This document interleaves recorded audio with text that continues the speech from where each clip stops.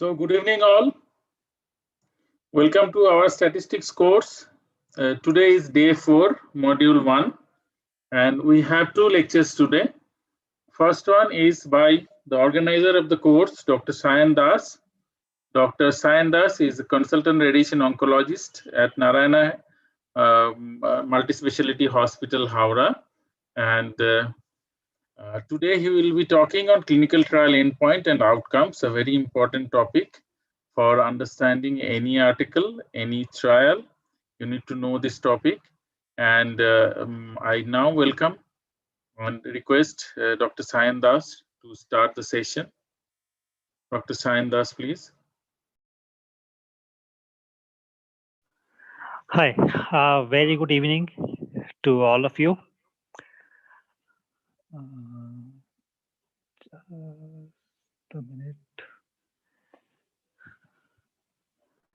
So first and foremost, I would like to thank the entire team of this Young Radiation Oncologist Club, and special thanks to Dr. Sayan Paul, who kind of,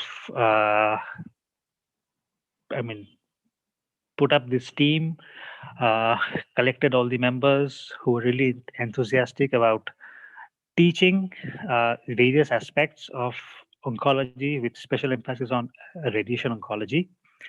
So after completing this course on medical physics, now we are going through our course on biostatistics. Today's topic for me to discuss will be clinical trial endpoints and outcomes. So what my intention would be is to give you an overview of the commonly used endpoints that you often come across while you go through scientific articles, and what to make use of them. So when are they to be used, and when are they not to be trusted, and what are the common pitfalls when you are using such endpoints. So before we begin, I think this point was raised by the previous speaker yesterday, Dr. Panda, while he was discussing the various aspects of clinical trial designs, that choosing your endpoint is essential to have or to answer your research question when you're designing a study. So this maxim by Bertrand Russell holds strongly for clinical trials as it does for any quest in life. So what is a clinical trial endpoint? So simply put, any patient characteristic that you assess using a protocol specified mechanism. Now these two terms, outcome and endpoint, they're often used interchangeably, but there's a slight difference. Outcome usually refers to the measured variable, whereas endpoint refers to the analyzed parameter. It'll be easy to understand if I give an example. See, one of our students' dissertation this year will be on the dysphagia that occurs following dysphagia optimized IMRT in locally advanced head and neck cancers. Now, he will be using the MD Anderson dysphagia inventory, the MDADDY score that is used for dysphagia. So the MDADDY score that he measures would be an outcome. But if I measure, or if I find out, if I analyze the change in the MDADDY score from baseline and say 6 months after radiotherapy, that is an analyzed parameter that would be considered as an endpoint. And an endpoint is definitely not an objective. An objective is why you do the study. The endpoint helps you in answering the question that why this study should be done. A similar term is a clinical endpoint. We'll use this term more often as we go ahead in this presentation. A clinical endpoint is any result or a condition or any event that reflects how the patient feels or how the patient functions, or whether he survives So clinical endpoint refers to the clinical benefit or clinical harm to the patient. So what are the characteristics of a good endpoint? Now, some of them are pretty obvious. It needs to be objective, which means you're less scope of bias. It should be reproducible. It should be clinically relevant. This point is of utmost importance. It should be chosen a priori. So before starting your study, you should finalize what is your endpoint.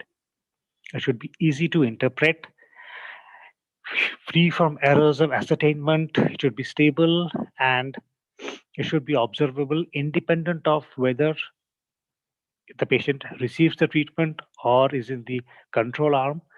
The endpoint should be observable and measurable. Now, some of these points, I'll again keep on repeating in the next few slides. And appropriate endpoints depend on what is the phase of the study, what disease you were studying, what sort of a therapy you were using, and the feasibility. So, whether this endpoint is at all feasible or not in that particular scenario. There are various ways of classifying clinical trial endpoints. Say, for example, a primary endpoint versus a secondary endpoint. Primary endpoint, as the name suggests, means it would answer the primary question of your study. So, what is the most important question that you want to get answered by doing that study? And this is primary endpoint is what decides your sample size and whether at the end of the study we are going to reject the null hypothesis or not is going to be decided by this endpoint. So this is very important. You should pick the very most important question that should be reflected on your primary endpoint. Ideally, a single study should have a single endpoint. That's it. Because your sample size calculation is based on that endpoint, and any other information that you gain is considered secondary. Now, it is not pragmatic or not practical to run trials for each and every question. It is not even possible. So, what we do is we run a trial, and along with our primary endpoint, we gather information about other findings as well, which are considered as secondary endpoints. So I would just give you a small example is say I want to test whether this particular drug lowers blood pressure or not in a particular group of individuals. But I also want to know whether the effect is different in males and females, or whether it's different in white or non-white, or has any racial differences, or whether the lowering quantity is different for mild hypertension or for severe hypertension. So these are usually uh, answered with these secondary endpoints. This is just a subgroup. But when you are considering subgroups, be sure there are a few rules that you must keep in mind. First, it should be stated in advance in the protocol.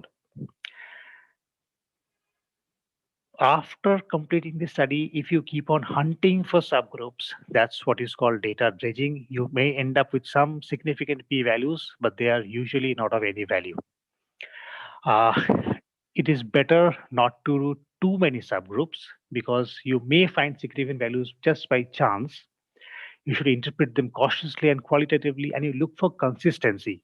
You search for 20 subgroups and you find a significant result in one subgroup. It is, you take it with a pinch of salt. So, these may be used to confirm or answer specific questions, or they're usually useful to generate new hypotheses which you should test in a further study. And most important, you should check the consistency, as I'm saying. So, few positive, will the rest of the things being negative may not be significant. Let's come back. So, what are the other classifications? The other one is a patient centered endpoints, which means whether the patient actually gets benefited or not, versus it can be a tumor centered endpoint, which is otherwise called the surrogate endpoints. It can be a landmark or versus time to event. So time to event we discussed yesterday. Landmark is, I'll come to it later on. Single event, as I said, is your primary endpoint. As you have a single event. However, there are situations where you can have multiple questions and all of them are equally important. Say, for example, I want to test a drug that probably reduces or decreases blood pressure, and I want to see whether it has an effect on, say, mortality, has an effect on, so a reduction in the risk of stroke, reduction in CVAs, a reduction in, say, acute myocardial infarction, reduction in stenting, reduction in CABG. Now, see, all of them are equally important measures that I must know. So in these cases, I may have to use multiple endpoints, which are also called co-primary endpoints. The other group is called the composite endpoints. Composite endpoints is, uh, again, Dr. Malik alluded to it yesterday. A typical example would be a laryngectomy-free survival, as was used in the RTOG 9111 study. So laryngectomy-free survival that uses either a laryngectomy or death. So both of them are considered as events. So any one of them occurring can be considered as an event happening for that endpoint. The other classification can be an objective versus subjective. So objective is there's less chance of bias. With subjective, it is better to use, say, randomizations to avoid those kind of bias. Or you can do blinding, or you can do a central evaluation to avoid or reduce your chances of bias. Endpoints can be cause specific. So I want to measure only breast cancer specific mortality, or it can be an all cause mortality. So, cause specific mortality, the issues are ascertaining the cause becomes difficult in some cases. So, whether a patient actually dies of breast cancer or is it because of something else, it is at times difficult to pinpoint the exact cause. And last but not the least, endpoints matching the purpose of a trial. So I think Dr. Panda yesterday explained all this. For phase one studies, it's mostly to find out the safety issues. So the endpoints are usually your dose limiting toxicities, your maximum tolerated dose, or your pharmacokinetic or your pharmacodynamic profiles. For phase two studies, you estimate your anti-tumor efficacies. So there you can look for response rates or your duration of response, or you can have even a progression-free survival. But when it comes to phase three, there are only two goals of any new treatment. So for a phase three trial, the endpoints can either be overall survival or a quality of survival. Why? Because the goal can be either the patient has to live longer or live better. Anything else that you use in a phase three would be a surrogate endpoint. Moving on. So, what are the main types of endpoints? I will again come to it later on, but the endpoint may be based on a, a binary outcome, whether an event has happened or not, so that the patient is alive or dead. It can be death from a disease specific cause. It can be occurrence of any signs or symptoms, or whether the patient gets relieved of symptoms. It can be the quality of life, or even use of healthcare resources. Now, how do we choose endpoints? As I keep on saying, this is of utmost importance. The endpoints must be clinically meaningful and related to the disease process. It must answer the main question that you are asking. It should be practical so that they can be assessed in all the subjects in the same way. And it should occur frequently. So you should have enough number of events so as to have the study should have a adequate power. So primary and secondary I've already explained. Co-primary, as I said, Another example could be, say, for a drug that works in migraine. So patients complaining of say, pain as well as photophobia as well as vomiting. Now, I would like to know whether the drug does reduce pain as well as photophobia as well as vomiting, because all these three are important symptoms for the patient. So, if a drug is to be shown effective for co-primary endpoints, all three endpoints must be positive in order to uh, conclude that the drug is indeed effective. Composite endpoints, clinical endpoints, and surrogate have already. Surrogate endpoints I'll come to a bit later on.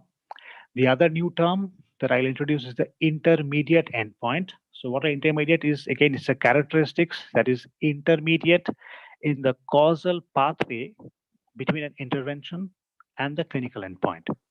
See in the diagram that I'm showing here, we measure a progression-free survival. So after some time, the disease progresses, and then you start a second line therapy. So there we can use another endpoint like time to first subsequent therapy. And then the patient again progresses.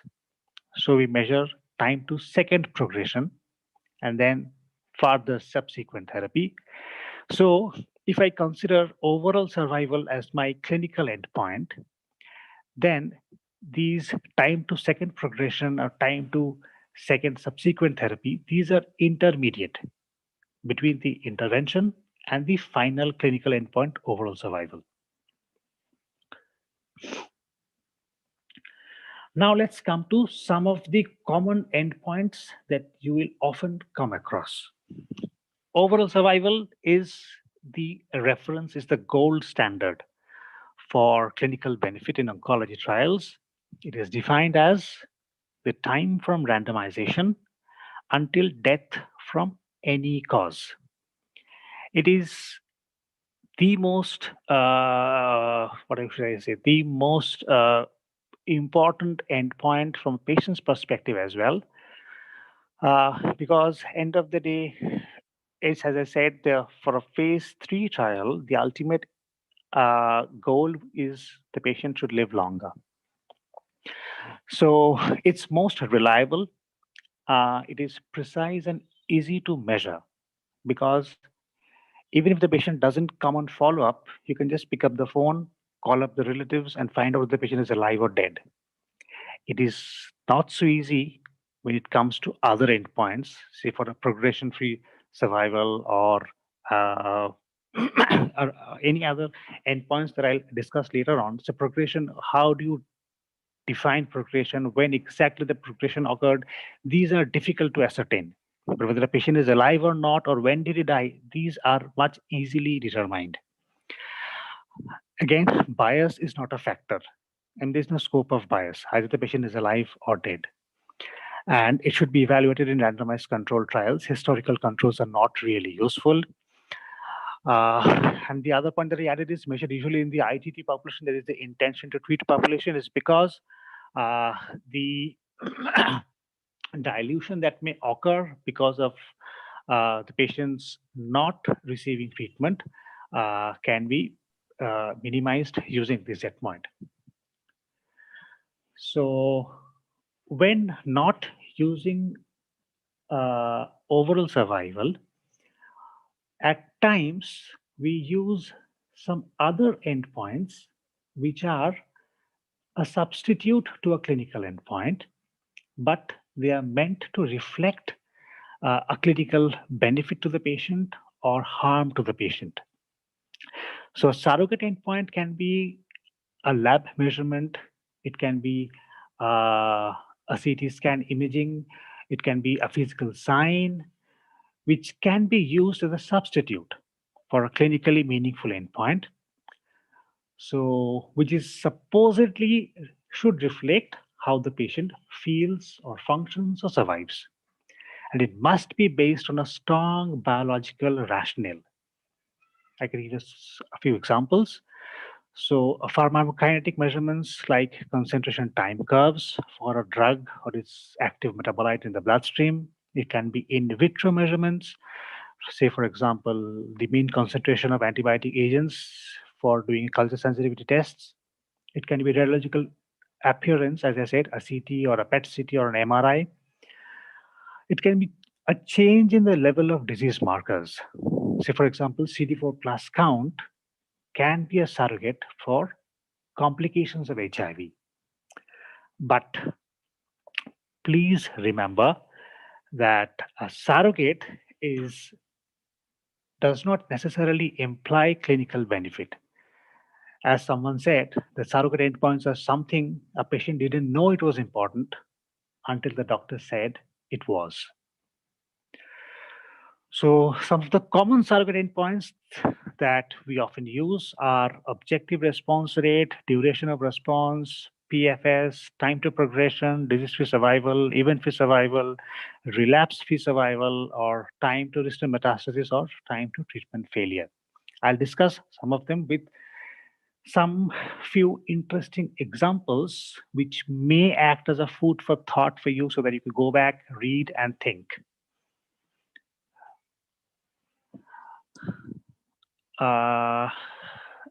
You may have to just wait because I was sharing my screen from my laptop and it's suddenly been switched off. So just a minute.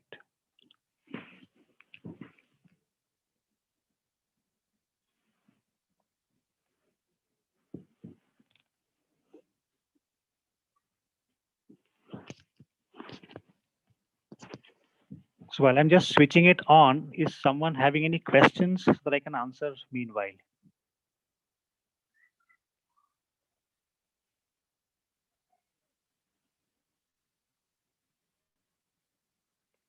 I hope I'm audible. Yes, Dr. Sayan, you are. Dr. Shantanu, any comments?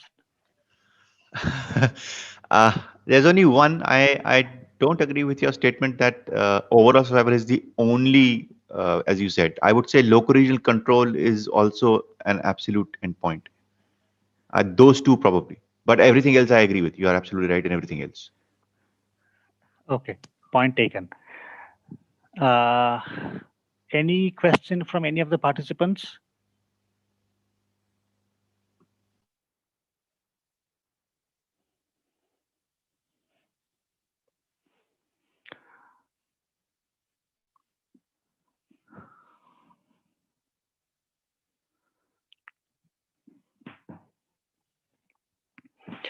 So I think there's a question. Can you explain how intention to treat analysis is helpful?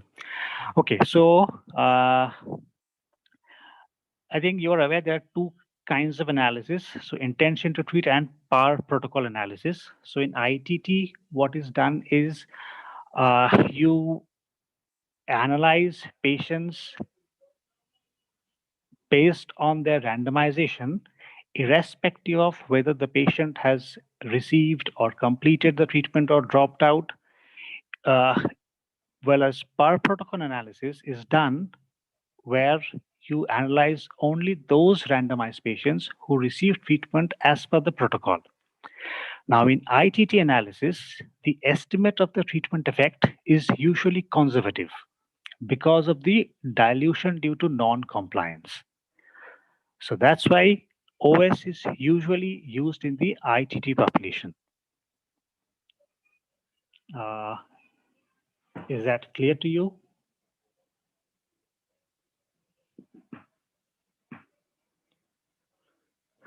Should we be always stratify the subgroups we have included as measured in our secondary endpoints?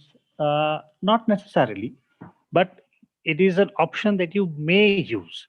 As I said, as you will be running a study, you'll be collecting lots and lots of information. So you may, most often you end up using a subgroup analysis, but preferably subgroup analysis should be done whichever have been mentioned or planned before starting the study. Anything you do at the end of the study during interim analysis, can we decide for subgroup analysis during the interim analysis? Is it valid? I think Dr. Shantanu would like to comment on that. Okay. So the question, as far as I can read, is can we decide for subgroups analysis during interim analysis of data, and is it valid? So can we decide? Yes, we can. Should we decide? Very likely not. It's not a great idea to do that because it is not considered valid. That being said, if you have a very large randomized trial going on, especially if it's a multi-centric trial which is enrolling, let's say, thousands of patients, you are okay in doing the subgroup analysis. A, if that subgroup analysis has already been planned in a stratified manner. B, your interim analysis is a pre-planned interim analysis, and you are accounting for the multiplicity issue. That means multiple.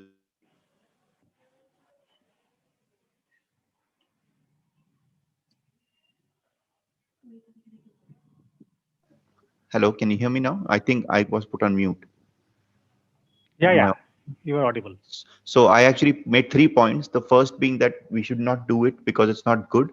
But we can do it if in a very large trial, only with three things, caveats. The first caveat being that it should be in a pre-planned subgroup which has already been stratified. Second, it should be a pre-planned interim analysis with adjusting of the power as well as the type 1 error. And whatever results we get, it should be looked upon as merely as exploratory, nothing confirmatory. So does that make sense? Yes, I think. Uh, any other questions meanwhile? Because I mean, I'm really having a technical issues. My laptop is just not switching on. Uh,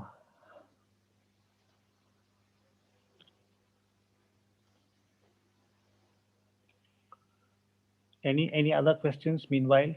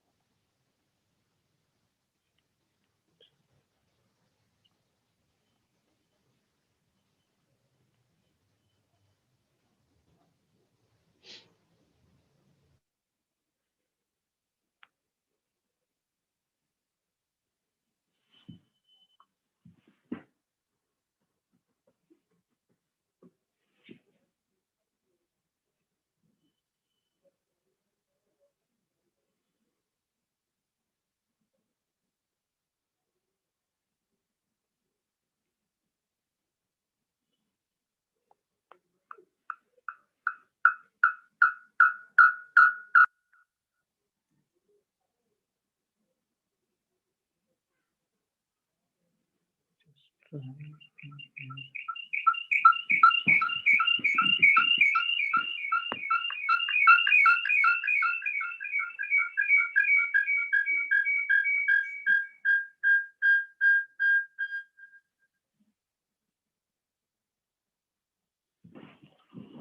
extremely sorry for this.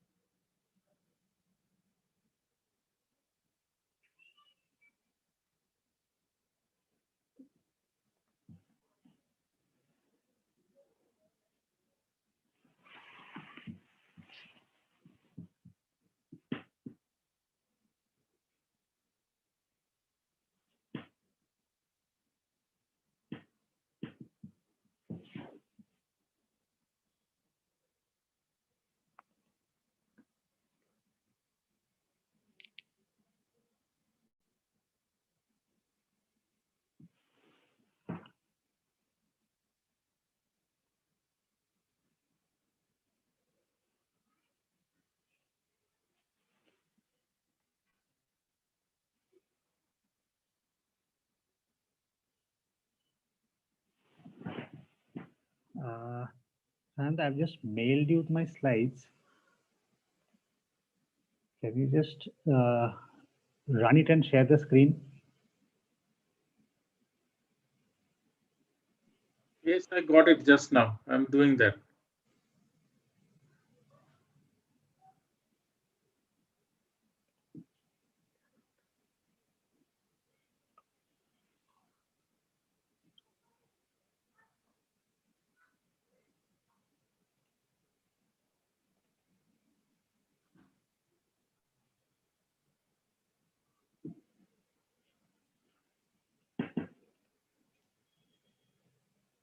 Yes.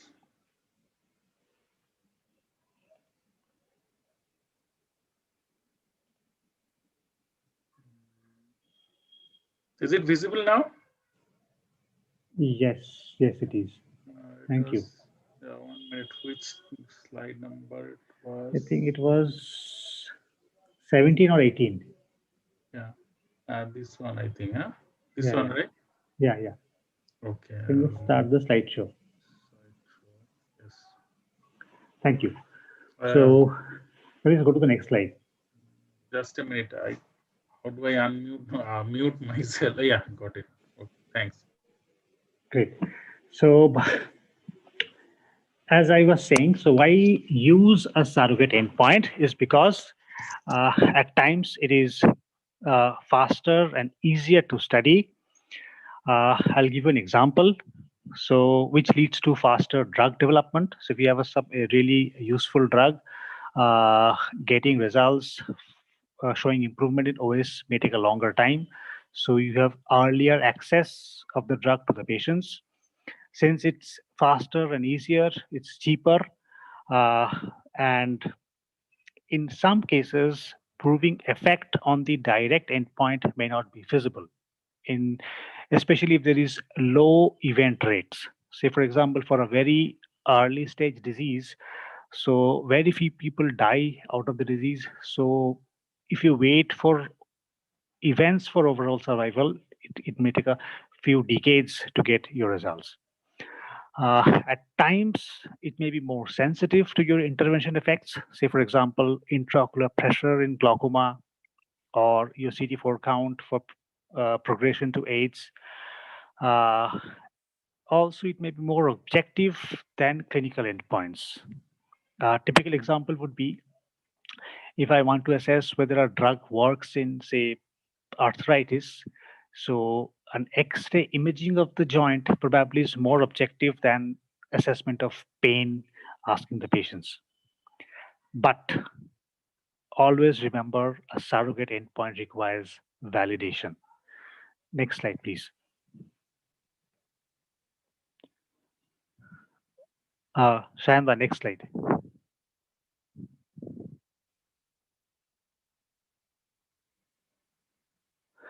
Okay, so what is the criteria for establishing surrogacy is that there is a specific criteria called the apprentice criteria. So what it says is that not only the treatment should have an effect on the true endpoint, it should also have an significant effect on the surrogate endpoint as well. And the surrogate must have an effect on the true endpoint as well. And the full effect of the treatment must be mediated by the surrogate. Seems very complicated. Let me simplify it for you. Next slide. So, next slide, please. So, the ways to validate a surrogate endpoint is you find out, suppose I want to find out whether, say, PFS correlates with OS for lung cancer. Now, that is a very vague thing. You need to be much more specific. So, you have to first specify what are your true endpoints and what is your surrogate endpoint. Then you have to decide what is the disease that you're talking about, what is the setting that you're talking about. Say, I want to find out whether PFS is a true surrogate for OS in lung cancer in a metastatic setting in, say, second line therapies. Then what I have to do is I have to find out all that is there in the published or even unpublished literature. Mostly it's better if you find randomized trials, and then you find out the PFS data and the OS data. And then you make a graph. On one axis, you plot the changes in PFS in the different studies. In the other axis, you plot the change in OS in different studies. And then you find out the correlation between these. So what I'm trying to say is that mere correlation of PFS with OS is not good enough. What is important is correlation in the change in PFS with the change in OS.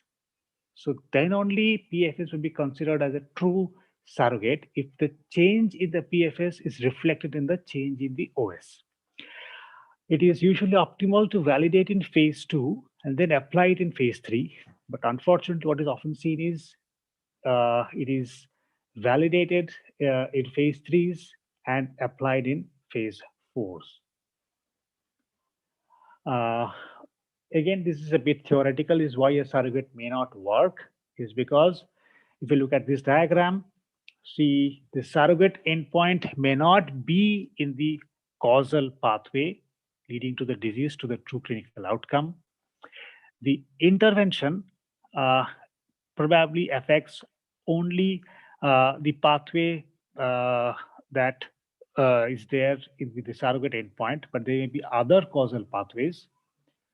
Uh, it may so happen that the surrogate is not in the pathway of the intervention's effect, or is probably insensitive, or it may so happen that there are other unexplained mechanisms of the intervention that is related to the true clinical outcome, which may not be completely picked up by the surrogate endpoint. Uh, Next slide, please. So before we begin with some of the surrogate endpoints, the first one would be response rates. Next slide, please. So just to tell you how it all began is in the 1970s, Charles Motel, he invited a group of experienced senior oncologists and asked them to measure spheres of different sizes through a piece of foam rubber, with the intention they was trying to reproduce the spheres were tumors, the foam rubber represented skin and soft tissue. And it was found that two doctors could reliably distinguish that the tumor has indeed shrunken if the size of the sphere differed by 50%.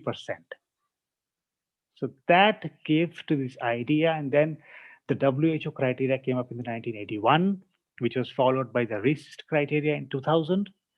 But if you go through the publications, both of them mention that this percentage should not necessarily be regarded as influencing the management of the patient.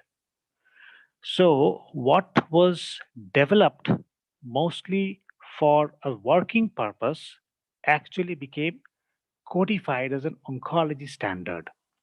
Simply, if I say that if you go through the definitions, I'll show it later on in the next few slides, is uh, so what we say is a 20% increase in the size would be defined as a progressive disease.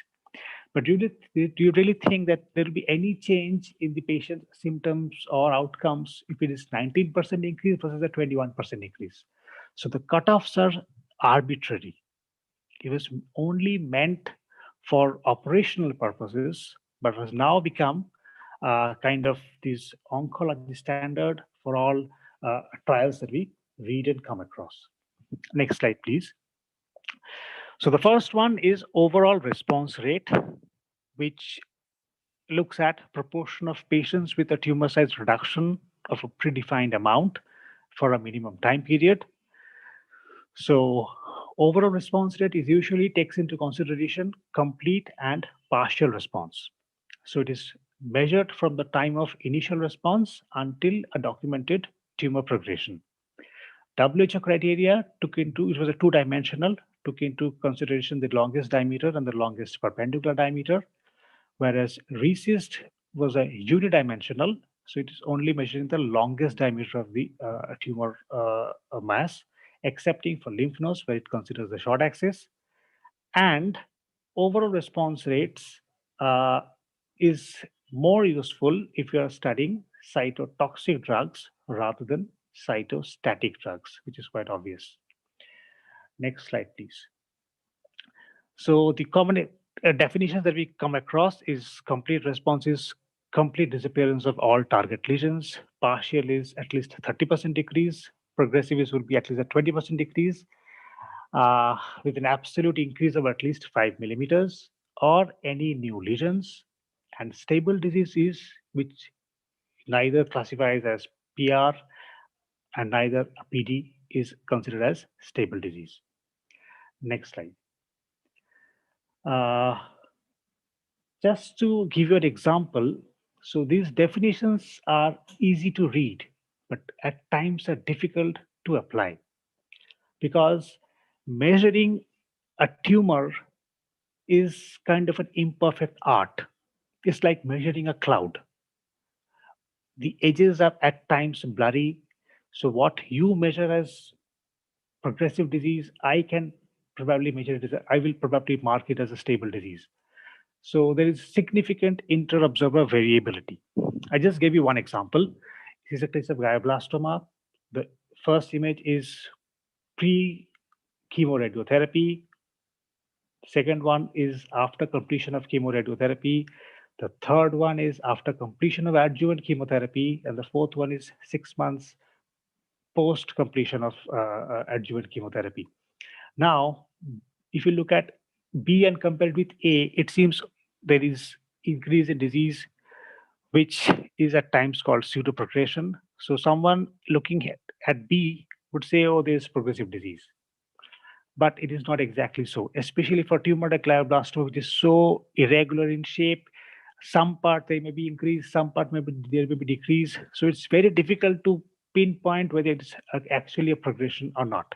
Even the FDA agrees and says in some tumors it is very, very difficult. Say a glioblastoma, a pancreatic tumor, a stomach tumor, their defining progression at times becomes very difficult. Next slide. This is one of the most commonly used and misused endpoint, which is progression-free survival, which is defined as the time elapsed between randomization and tumor progression or death from any cause. So it has two things that it considers as event. Either the disease progresses or the patient dies from any cause. Now, PFS seems to be a suitable surrogate endpoint because it reflects tumor growth. The tumor is progressing, which is kind of ultimately leading to, going to be the main cause for death. It includes death itself in its events, and it can be assessed prior to demonstration of survival because obviously the patient progresses before he dies, and it is not affected by subsequent therapy. This is a very important point when people are comparing whether to use OS or PFS as an endpoint. So remember, overall survival is PFS plus the survival after progression. Now, PFS is mostly useful when the median survival is short post progression. And the last line is very important is PFS and OS has been found to be strongly correlating in some situations like advanced colorectal in extensive stage small cell. But believe me, in most of the situations, in most solid tumors, there is no strong correlation between PFS and OS. So just because there is improvement of PFS does not necessarily mean that it's going to actually benefit the patient. Next slide, please. So this is at times, as I said, most often misused because if you don't plan your study properly and don't pick the proper endpoint, so PFS is an acronym, could be a planned flawed study, which ultimately leads to profit for sponsor. By the way, I must say I acknowledge these from one of the slides of one of the presentations of Professor Ian Tanak, who will be coming in our later lectures. Next slide, please. So just to give you one example, so let's see, look at this study. It's a superiority study which looked at overall survival. And if you see at this Kaplan-Meier curve, so a median survival improvement of 3 months with the in one of the arms, the blue arm, with an alpha of 0.05 and a power of 80%, it requires 2,200 patients for a period of 4 years, which costs 88 millions. This is a hypothetical example. Next slide, please. Whereas if we had looked at PFS in that very study, for the same amount of improvement in PFS between the yellow and the blue arms, it would require much less number of patients, much earlier. So instead of 4 years, you get the results in 20 months, and it's a lot cheaper. So this is one of the strong rationales for using PFS as an endpoint, so as to get earlier results. Next slide, please. Okay, this is just a point. I won't go into the details of this, but just for your knowledge is that for the same difference in PFS, say for 6 months versus 9 months, you have a 3 months improvement in PFS. You can get a hazard ratio of 0.66, say for example, in a hypothetical case. Now, in that study, for the same improvement in overall survival, the hazard ratio is much higher. So I mean the benefit gets less, which kind of says that the longer survival is there post progression, the hazard ratio that you obtain is gets diluted.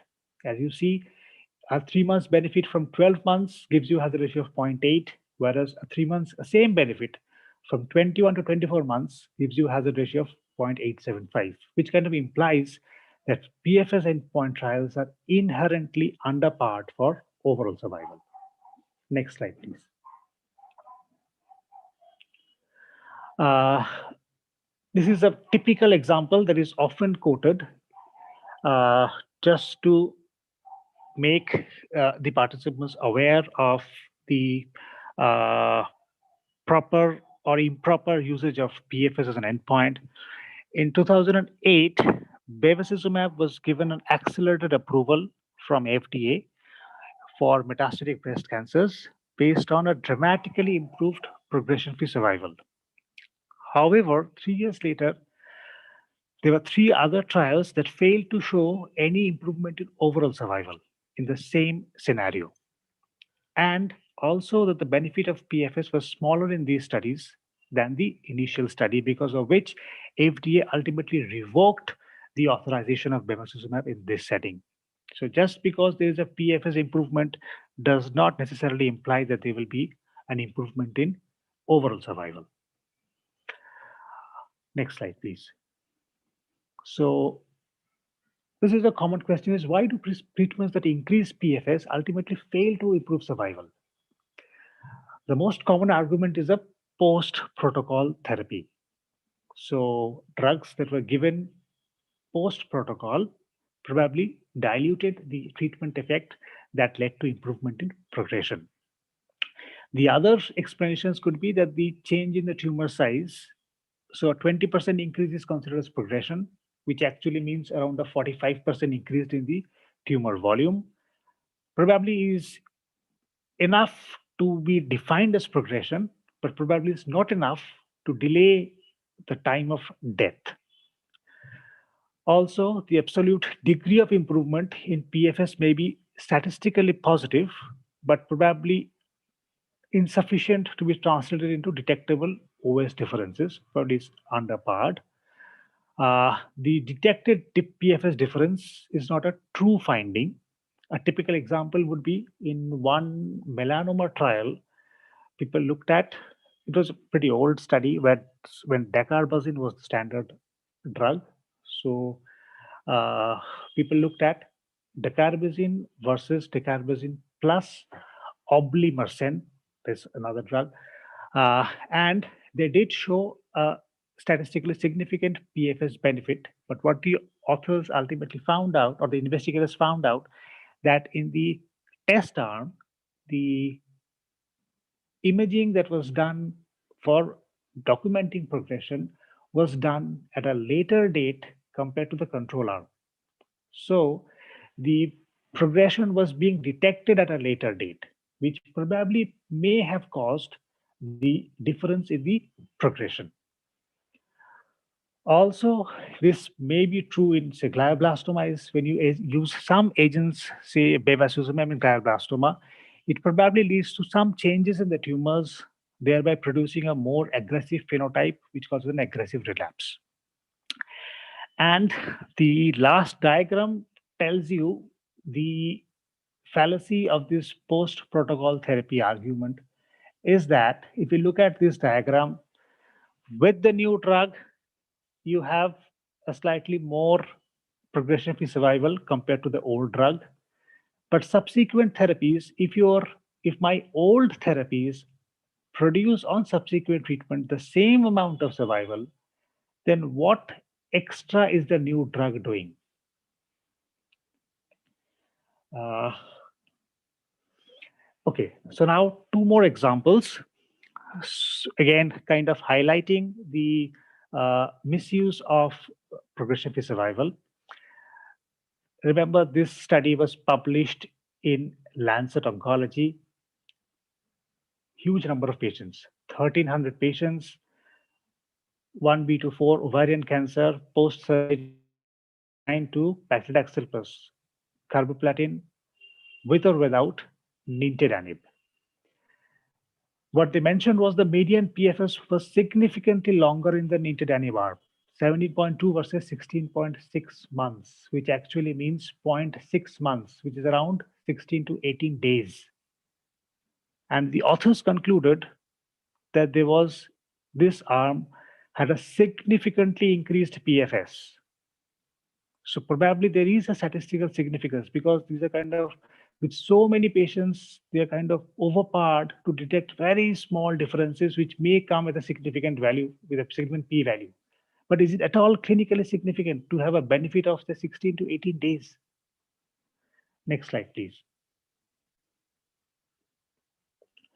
This I came across, I think, 4 or 5 days back, is this margetuximab plus chemotherapy was compared in this phase 3 SOPHIA trial, was compared with trastuzumab plus chemotherapy in advanced HER2 positive breast cancer. And again, look at this, they showed a 24% reduction in disease progression or death compared to the trastuzumab arm. Look at the median PFS values, was 5.8 versus 4.9 months. So not even 1 month. And again, they've reported ORR was 22% versus 16%. This I want to highlight.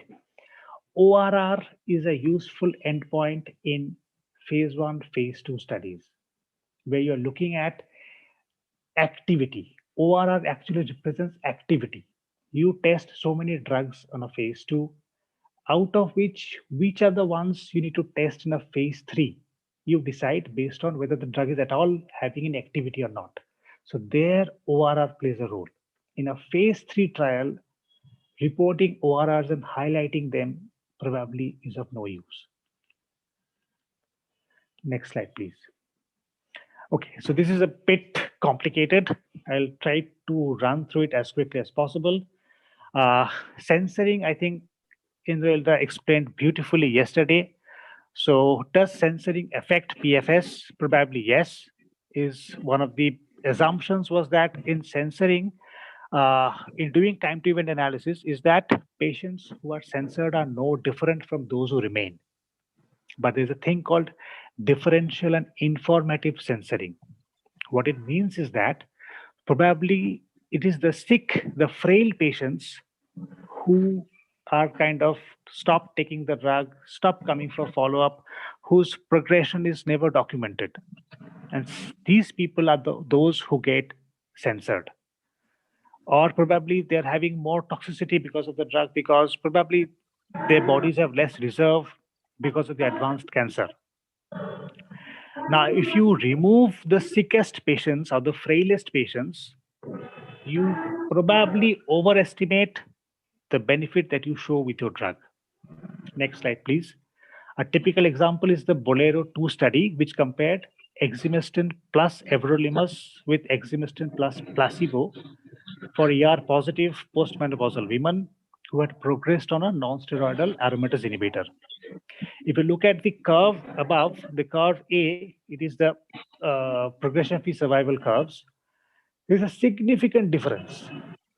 However, if you look at closely when it was closely looked at the data, what it showed was that 24% of the participants were censored in the control arm versus 6% in the test arm. So probably this unequal censoring, whereby you are censoring the sickest patients, may have led to this significant difference. You see a hazard ratio of 0.36. So how to tackle this? So some say you look for time to treatment failure. So time to treatment failure includes discontinuation for toxicity as well. So if you look at this endpoint, the curve B is what is the curves for the time to treatment failure. And you see that the hazard ratio is now 0.68. So this overestimation can be corrected if you look at a separate endpoint. Next slide, please. I think I'll skip this. Next slide, please. So there's a list of these drugs where this kind of bias is noted, and some of them are pretty important or pretty landmark studies, like ribociclib and your alpelisib and all these things. Next slide, please. This is another important concept of, again, use and misuse of progression-free survival. Say, for example, in myeloma, a VRD is a common regimen. So bortezomib, lenalidomide, and dexamethasone. And when the patient progresses, we use, say, something like a daratumumab. Now, if I want to check whether giving daratumumab upfront along with VRDs gives better outcomes, and if I use a progression-free survival, I may show that progression-free survival with DVRD is better than VRD. But that is not the appropriate question. The appropriate question would be whether the progression seen in DVRD arm is more than the sequential therapy of VRD followed by D. Similarly, in melanoma, once people were progressed on nivolumab, were given ipilimumab. Now, a recent trial showed that giving both of them together led to better PFS compared to nivo or EP. But that is not the question. The question would be whether nivo plus EP is better than nivo followed by EP. The other issue is that when you're using all the drugs upfront, what is your options for subsequent therapy gets limited. Next slide, please. A slightly different but closely related endpoint would be time to progression, which is defined as time from randomization until there is objective tumor progression. So difference between TTP and PFS is that TTP does not include death. Now, the date of progression should be assigned based on the time of the first evidence of objective progression or recurrence, regardless of the violations or whether the patient discontinued the study drug or a change of therapy. Now, when is TTP useful is when you have competing risk of death. So, say for example, I am looking or I'm testing a drug in, say, hepatocellular carcinoma. Now, most of the hepatocellular carcinoma patients have a background chronic liver disease, so a background cirrhosis. So, these patients can die of cirrhosis as well, rather than dying of the hepatocellular carcinoma. So, the effect of the drug may get diluted by other causes of death other than this malignancy that I'm testing. Same thing happens when I'm trying or studying drugs in elderly population, where there is competing risk of death from other causes like, say, CVA or MI or all those things. So the actual effect that I'm looking for gets diluted. Next slide, please. I think I'm running behind time. Okay, so I'll quickly finish it off. Okay, so the next important is disease-free survival, which includes, which defined as the time elapsed between randomization and cancer recurrence, second cancer, or death from any cause.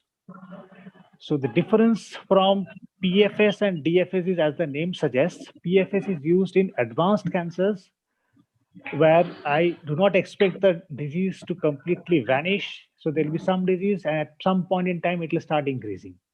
Whereas in disease-free survival, I take patients who are not having any demonstrable disease at the time of randomization. So it's mostly in the post, say, after undergoing a radical surgery. So in an adjuvant setting is where the disease-free survival endpoint is often used. And in the adjuvant setting, it is a good predictor. So there is good correlation with OS for lung, colon, head, neck, and gastric cancers, but not for breast cancers. So don't use DFS and say that, oh, yeah, we have improved. I mean, there is improvement in OS. It is useful in tumors where the recurrence is predominantly distant metastatic disease that is incurable. And the other point is important is it is sensitive to how the disease is documented and how frequently you are assessing. The same thing is true for PFS as well. Is how frequently you image, and if you're imaging with a USG versus you're using a PET CT. Obviously, with PET CT, you will find out much more disease. So, what sort of imaging you are using? All this kind of is going to change your the results that you get. Just one example. Next slide, please. So I picked this one. This is again published recently, the ADAURA trial, which looked at use of osimertinib in resected EGFR mutation positive non-small cell lung cancers. And if you see, look at the curves, this is the progression-free survival, astounding results. If you see, but pretty impressive hazard ratio of 0.2. Amazing.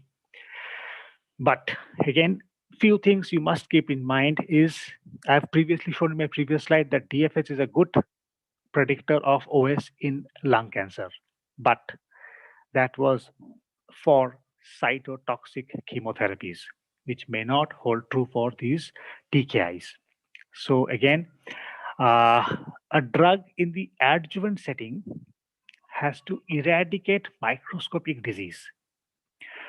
So a drug working in the metastatic setting, its work is comparatively simple.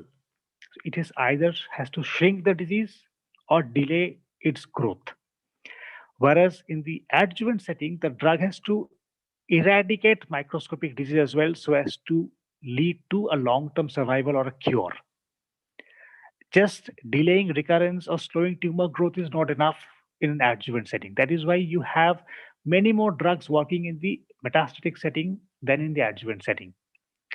Believe me, drugs that work in the adjuvant setting, they definitely work in the metastatic setting, but the converse may not be true.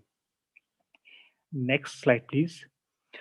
So event-free survival, it is mostly used in pediatric tumors because they have excellent cure rates with the primary therapy. So this is a composite endpoint which includes death from any cause, or if you fail to achieve complete response or a remission, and those who relapse from after achieving CR. So it is preferred endpoint where the investigator wants the endpoint to reflect the primary treatment and not the subsequent treatments that are given when the study fails. Why it is useful is because it is seen in, say, leukemia or in neuroblastomas, most of the failures occur within the first year after treatment. So you get earlier results rather than waiting for OS results. Next slide, please.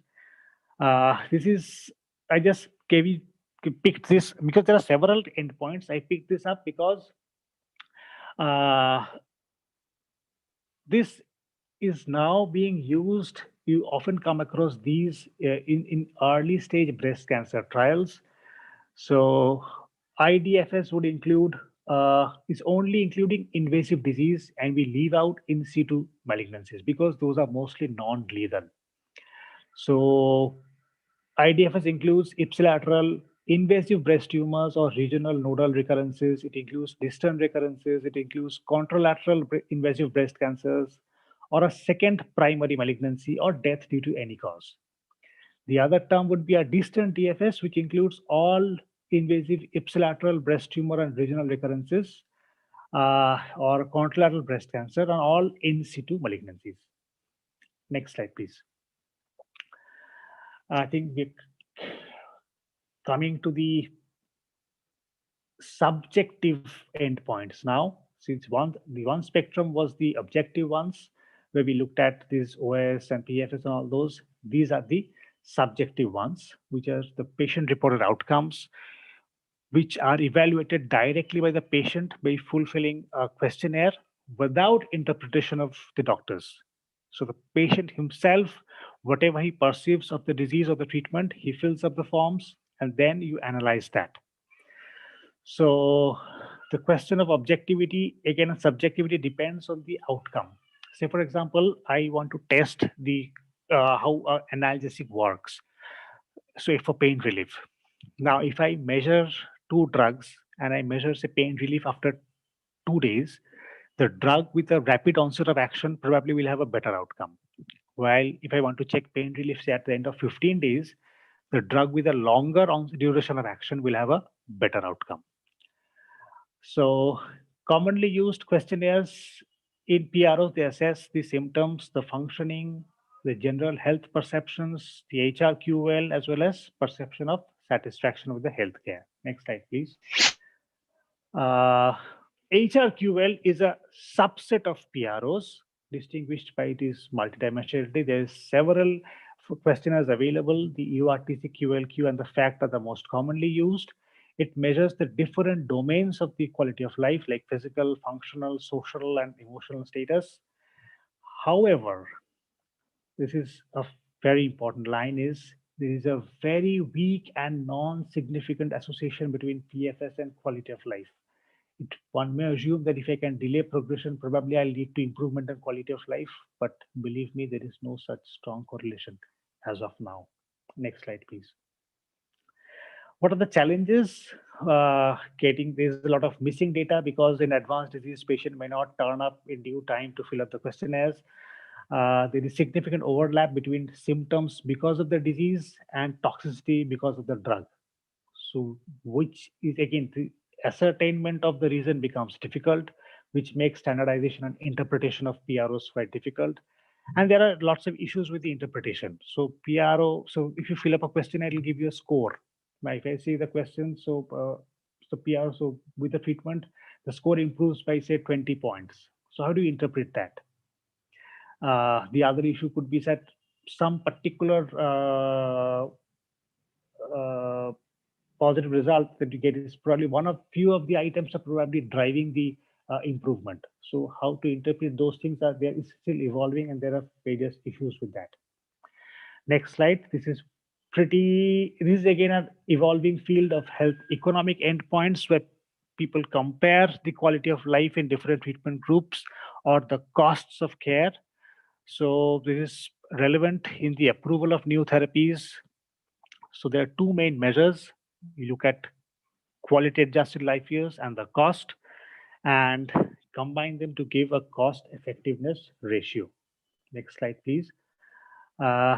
Just I'll run through what the relative merits and demerits. As I said, OS is the gold standard, precisely measured, but you need large numbers and longer follow-ups and can be affected by subsequent therapy. PFS needs smaller sample size, shorter follow-up, but not validated in most settings. And there are issues with precise measurement and ascertainment bias.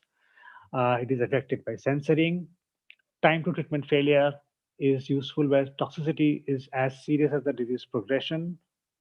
And time to next treatment is useful for your incurable disease, but very rarely used. Next slide, please. ORR, that is objective response rate, is useful in, as I said, single arm studies. Another term is often you may come across is CBR, that is clinical benefit rate, although it's complete misnomer, it has nothing to do with clinical benefit. CBR includes PR, stable disease, as well as complete response. CR is again useful in single arm studies, but again, it's not a measure of clinical benefit, although durable CR can represent clinical benefit. and quality of life issues are incomplete reports, difficulty in assessment, and few validated instruments. Next slide. Okay, so what do you mean by a clinically meaningful improvement? Well, ASCO has defined that in some malignancies that you need at least a 2.5 to 6 months improvement in OS or a 3 to 5 months improvement in PFS. It was later expanded and said that a relative improvement of 25% and an absolute increase of at least 2.5 months in PFS and or OS is needed. However, there's one study that looked at the cancer drugs approved between 2015 and 16 showed that only 20% of the drugs met that threshold for overall survival. So 4 out of 5 drugs do not have even a 2.5 month improvement in overall survival. That's shocking. Next slide. So there are various scales available to assess clinical benefit from ASCO, ESMO, the ICER, the MSKCC, and the NCCN. Again, one group applied this ESMO MCBS, the magnitude of clinical benefit scale, to 37 drugs that were approved between 2000 to 2015 in the non-carcinoma metastatic setting. Out of them, only 35% met the threshold. So around 1/3 of the drugs are actually causing clinical benefit.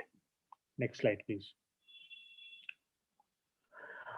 So whether we like it or not, the use of surrogates are on the rise. So more and more studies are nowadays using these PFS endpoints. Next slide. So some of them are saying probably you are kind of speeding up the approvals. Next slide. So, but again, people have looked into it and they said that if you use overall survival, your uh, results get delayed by around 1 year only. Next slide, please. I think I'll drop these and straight away. Next slide, please. Okay, so I asked this question to Indranilda yesterday, and if you were there, you may remember Indranilda draw exact this curve. With the newer therapies, if you read the papers of these immune-directed therapies, these are the curves that you often come across. Now, if you look at this, the median OS probably is the same, but the test arm does have a significant fraction of long-term survivors. Now, how to assess them? So which endpoints are appropriate? So your standard endpoints may not be useful. PFS and DFS and response related because they don't elicit rapid shrinkage. So your response related endpoints may not be useful. So newer endpoints like a landmark survival. So you define a landmark time and you assess patients who have lived beyond that landmark time. Or you look at cure fraction, which is a proportion of patients who survive and no longer experience the excess mortality rate of the disease. Or you can use mean OS, whereby these significant number of outliers, so-called, can pull up the mean values in favor of the your arm, the test arm.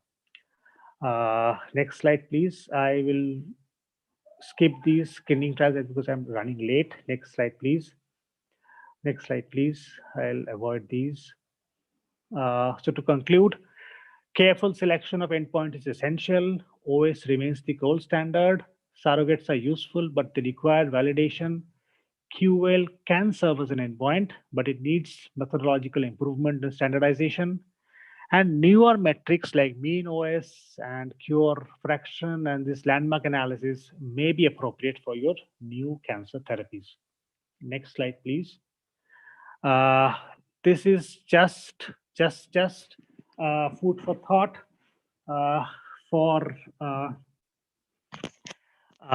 the participants. Is I'll give 3 examples why we need to critically analyze medical literature.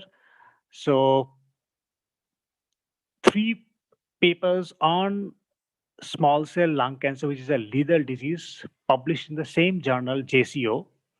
And it's always a good habit when you publish, read a phase 3 trial to read the corresponding editorial, which gives a nice commentary. So this trial in extensive stage small cell, along with chemotherapy, they looked at the use of ipilimumab immunotherapy, and there was no significant difference as is seen from the curve. So what does the editorial say?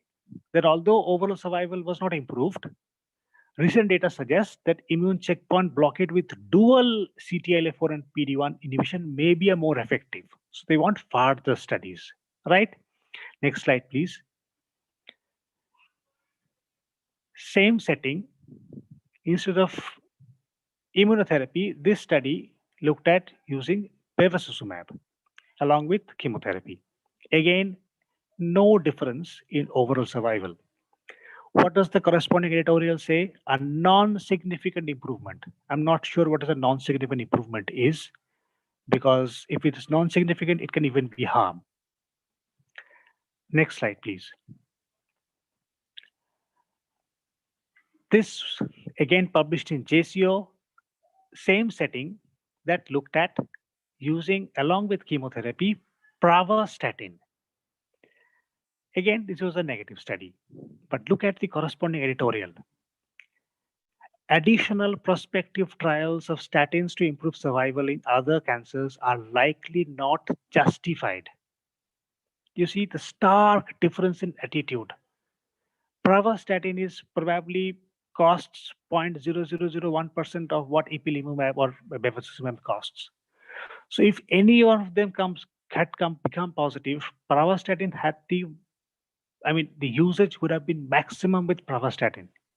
But somehow we have this thing in mind that probably the expensive drugs are going to work. So that is the reason why we need thought leaders and not cheerleaders, which is why I come to my next slide. Is from next week onwards, we're going to start this critical appraisal of medical literature, where you're going to get answer to all these questions.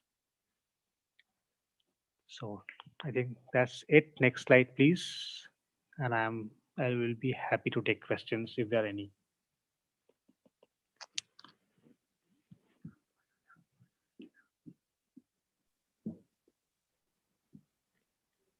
In chat box, there are a few questions, and we can do one thing. We can start Dr. Shantanu's lecture, and we can take the questions at the last. Yes, I would agree to that. Yeah. Thank you. No, I think that's all right. That's all right. I think that you can take, because people will forget what was being discussed otherwise. I think I can wait for 5 minutes. Yeah, sure. Thank you, Dr. Shantanu. Yeah, it was a very nice talk, Dr. Sayan, I must say. Thank you. Okay, so I think I can access the questions. At times, primary tumor shows more than 30% regression, while metastatic lesions show progression more than 20%. How should we interpret the response? No. So if there is progression, it is considered to be progression. That's it. So primary tumor shows more than 30% regression, while the metastatic lesion shows progression in more than 20% increase. So no. So the thing is, if you see, it is the sum of the diameters.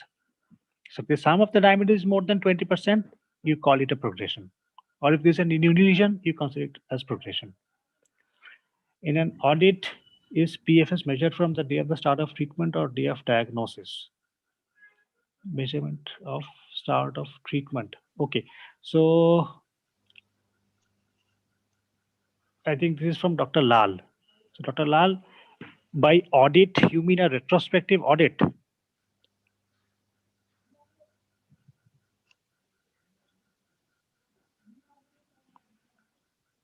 Okay, so yeah, for retrospective audit, yeah, you can take it from the day of the start of. So if you're talking of PFS, there are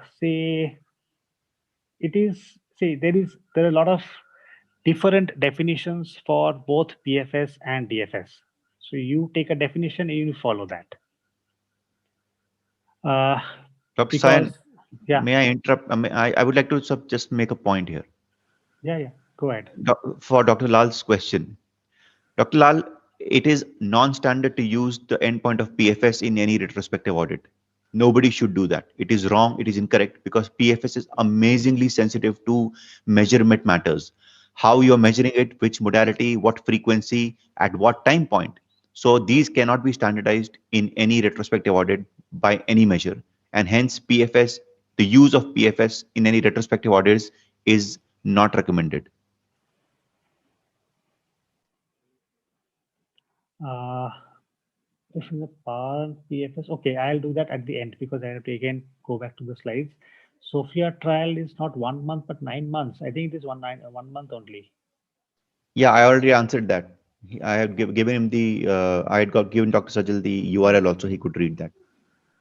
Participants, the DFS translates to OS in lung, head, neck, not in breast. This is not a generalization. It is based on these correlation studies that I said. People have looked into it and they found that there exists a strong correlation in adjuvant settings where DFS was correlating with OS in using cytotoxic chemotherapy. There's all this criteria has to be fulfilled. So it's not a generalization. Such significant correlations were not found in breast cancer, is what I was trying to convey. Bevacizumab examples not seen as the thought leader. Okay, fine. I think that's it.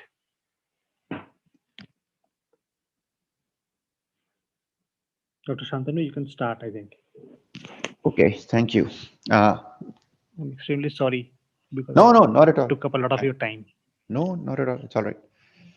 I just hope people are awake for my lecture. It's going to be slightly heavy. Let's give them 2 minutes to decompress. In the meantime, I'll just get the ball rolling on my presentation.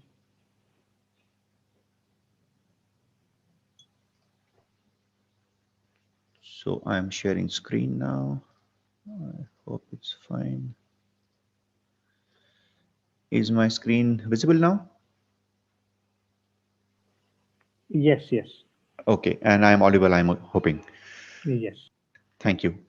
Actually, since I will be on full screen mode, I will not know if my audio is detached. So please let me know. I will be grateful.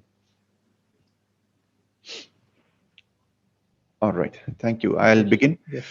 So I hope people have decompressed a little bit from that excellent talk from Dr. Sayan. I was very impressed. It was very nice. I mean, you have been echoing basically what I've been saying for the past 15 years or 10 to 15 years. So it was very nice to hear all this from you.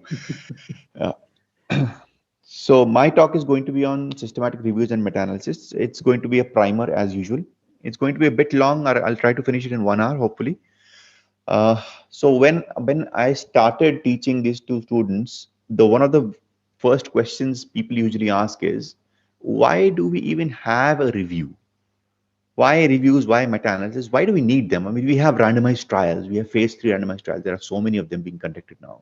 We have phase 2 trials also, which can sort of guide some amount of clinical practice in certain scenarios. So why do we need any review for that matter?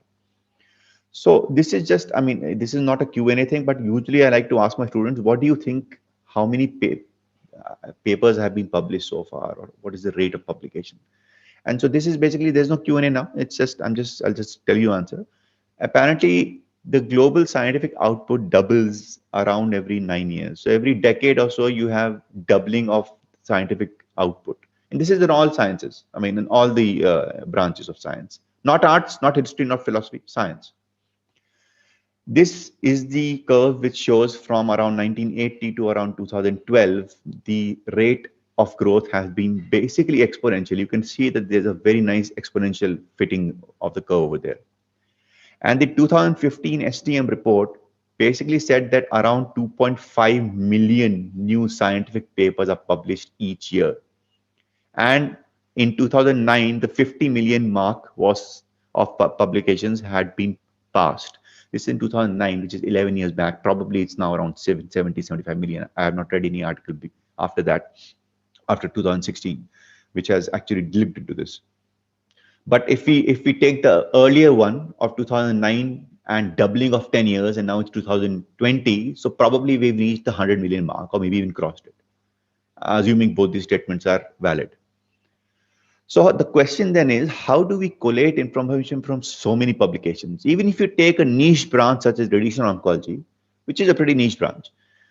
There are literally millions of papers being published and hundreds of thousands of trials being published, both in phase 2 and phase 3. I'm not even counting phase 1 trials. So there are three major ways to do this in a scientific manner. One is a narrative review, the third is a systematic review, second is systematic review, and the third is a meta-analysis. What are the differences? So let's get into it one by one. The narrative review is basically authored by people of eminence or some experts. It's basically, as the name suggests, it's a narrative format. It's just person's simple in nature. It's an opinion piece about what an expert feels is required to be communicated on a particular issue. It's usually done in an invited manner.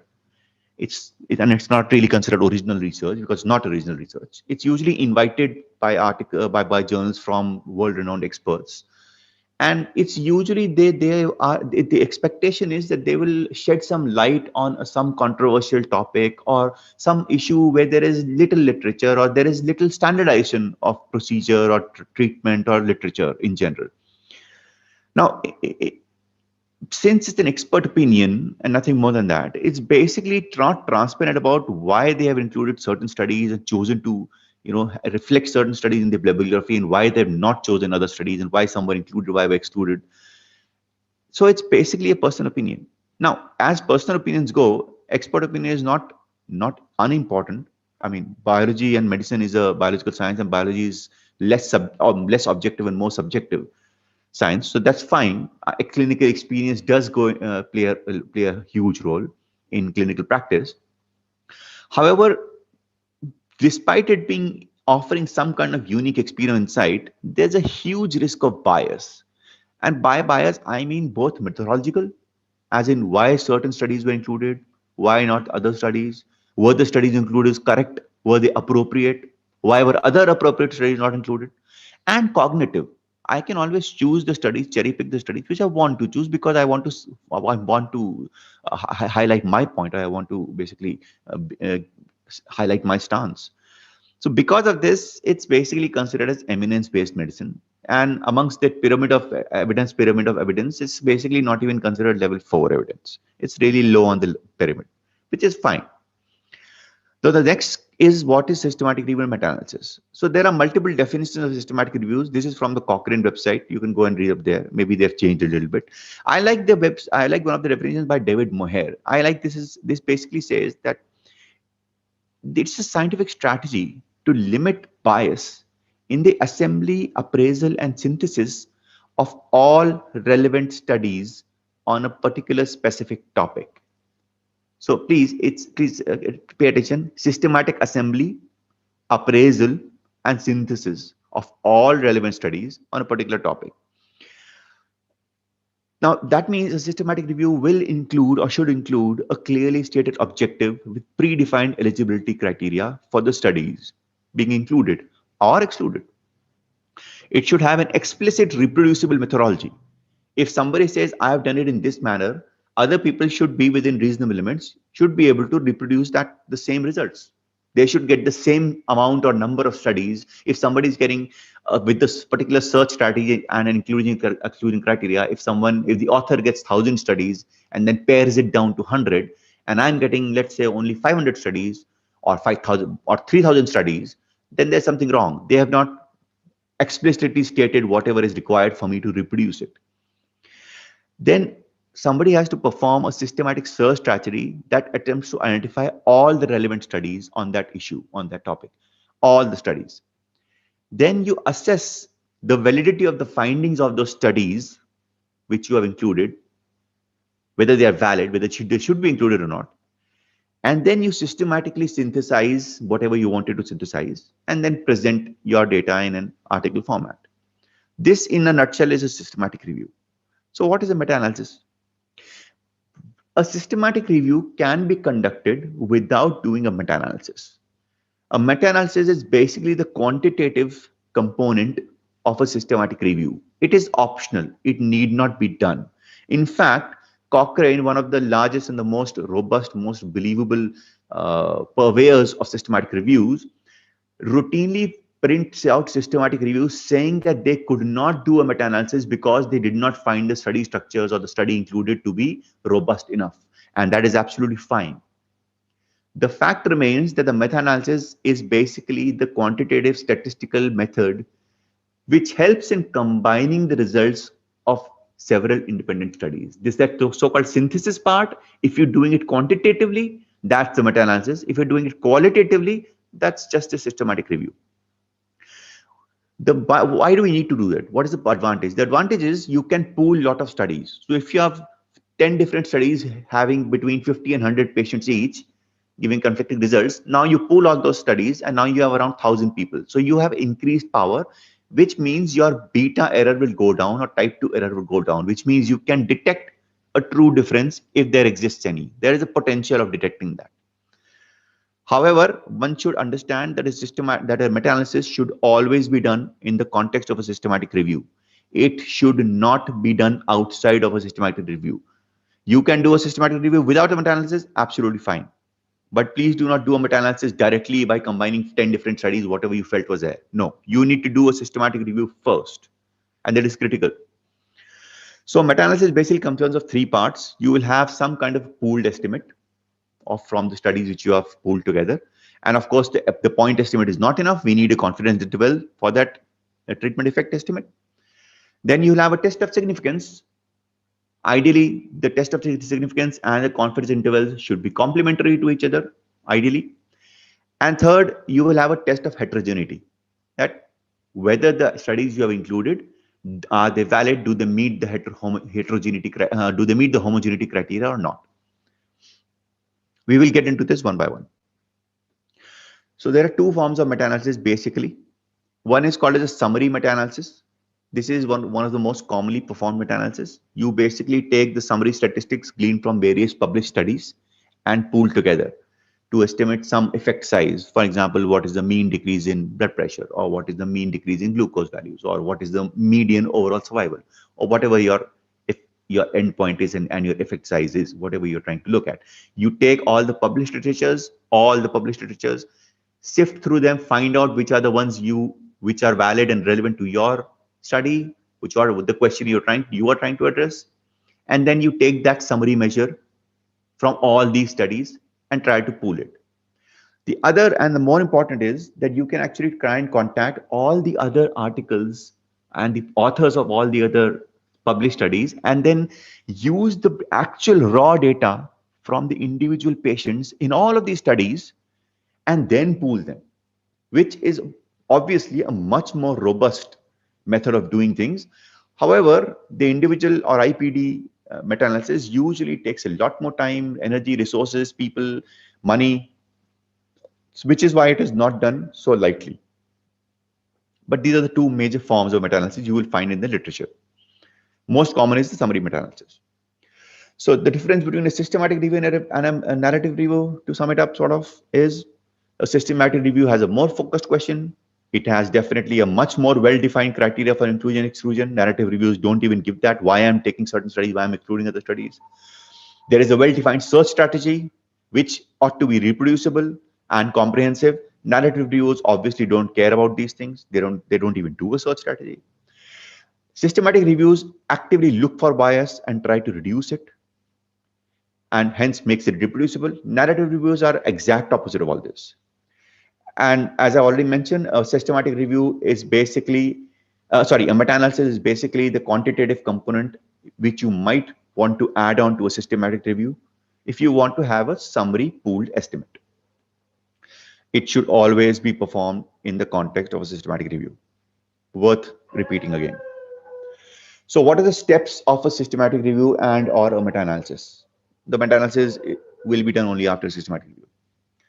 So there are 12 steps. Forget about them. You don't need to mug up any of them. I will be focusing mostly on the ones in bold and italicized. So out of the 12, I will be focusing basically 6 of them. These are not exactly compartmentalized. There is an overlap, as you can imagine. So the first is, when do we do, or why do we need to do a systematic review? When exactly should we do it? So there are three major things. First, you should have a burning research question, which should have a substantive value as far as clinical endpoints or clinical practice is concerned. If you are looking at some subgroup analysis from some phase 2 study and you want to find that out, it's not a great question.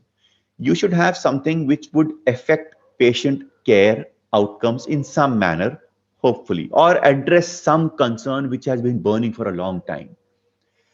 Second, there should be several empirical studies which have already been published, preferably phase 3 randomized trials. Yes, there are reviews, systematic reviews and meta-analysis now being performed for phase 2 randomized studies, even non-randomized studies. I'm not a big fan of them. There are guidelines for that. Please go and read those guidelines if you want to. However, the fact remains that there should be studies which have been published, because if there are no studies, then how are you going to pool the estimate? And third, and very importantly, there should be uncertainty. So if there are 10 studies being published and all 10 of them point in the same direction with different magnitudes, fine, but in the same direction, there's perhaps not a need to do a systematic review. You don't need a systematic review for that. That's just a waste of time. So you should have a good burning question. You should have already have published literature, preferably I would say large phase 3 randomized trials, and you should have uncertainty about the results, specifically about the directionality of the results, perhaps magnitude also. So next question is, who all will be involved? Well, obviously, the people who will know what is a burning question and whether studies are published are obviously subject experts. So obviously, subject experts should be there. Cochrane is famous for subject expert-led systematic reviews, although they are also famous for their statistician or methodologist-led reviews. So you definitely need a subject expert. Meta-analysis and systematic reviews require a lot of data retrieval and data dredging. So you need somebody called as an information retrieval specialist. Usually most of them have library sciences or some kind of information science degrees. In India, for example, a library science person in MSc library sciences would probably be able to help you do this in a better manner, and you would be saving time. So you need some kind of information retrieval expert. You definitely need some kind of a statistician. It can be a methodologist, it can be a trained biostatistician, whatever. And if you're performing special kinds of systematic reviews like health technology assessments, also called HTAs, or health economics, then you definitely need some kind of an economist or some kind of a person who's well versed in those aspects of conducting these kind of research, because they will tell you how to interpret things. How do you formulate the problem? The classic golden PICO. 5 different, I think, lecturers here have told you about this. So basically the same thing applies here. We talk about patients, whom does this relate to? But you have to understand, in a systematic review, your question cannot be vague. It has to be amazingly specific. The more specific and the more nuanced it is, the better it is. So when we say that I want to talk about breast cancer, you cannot say a breast cancer patient. No, that's not true. You're going to get literally thousands of studies, which will not be of any value. You have to say breast cancer patient, what? Locally advanced breast cancer? All right. What kind of locally advanced? Do you mean locally advanced only, or are you including metastatic also? So you have to be specific. Same thing is about intervention. I want to study the role of chemotherapy. No, that's not good enough. You need to be specific. What kind of chemotherapy? In what kind of patients? Comparison. Are you comparing your chemotherapy with placebo? Are you comparing with some kind of another standard of care? With some other chemotherapy arm? Hormone therapy? Immunotherapy? What exactly? You need to be careful. And then you need to define your outcomes. Are you interested in, what is your endpoint? Are you interested in overall survival, local regional controls, progression-free survival? Are those things found in all the trials which you're going to look at? So these are important. One of the examples I like to give is usually in EBCTCG analysis, because that's one of the best conducted meta-analysis and one of the best known also. So the EBCTCG meta-analysis is very clear about the person or the patient. It's about early breast cancer, and they define early breast cancer. There's a definition, go read it up. It's basically T1 to T3, N0, maximum N1. They don't take N2, N3s usually. They don't take T4s, and they don't take any metastatic disease. So that's EBC.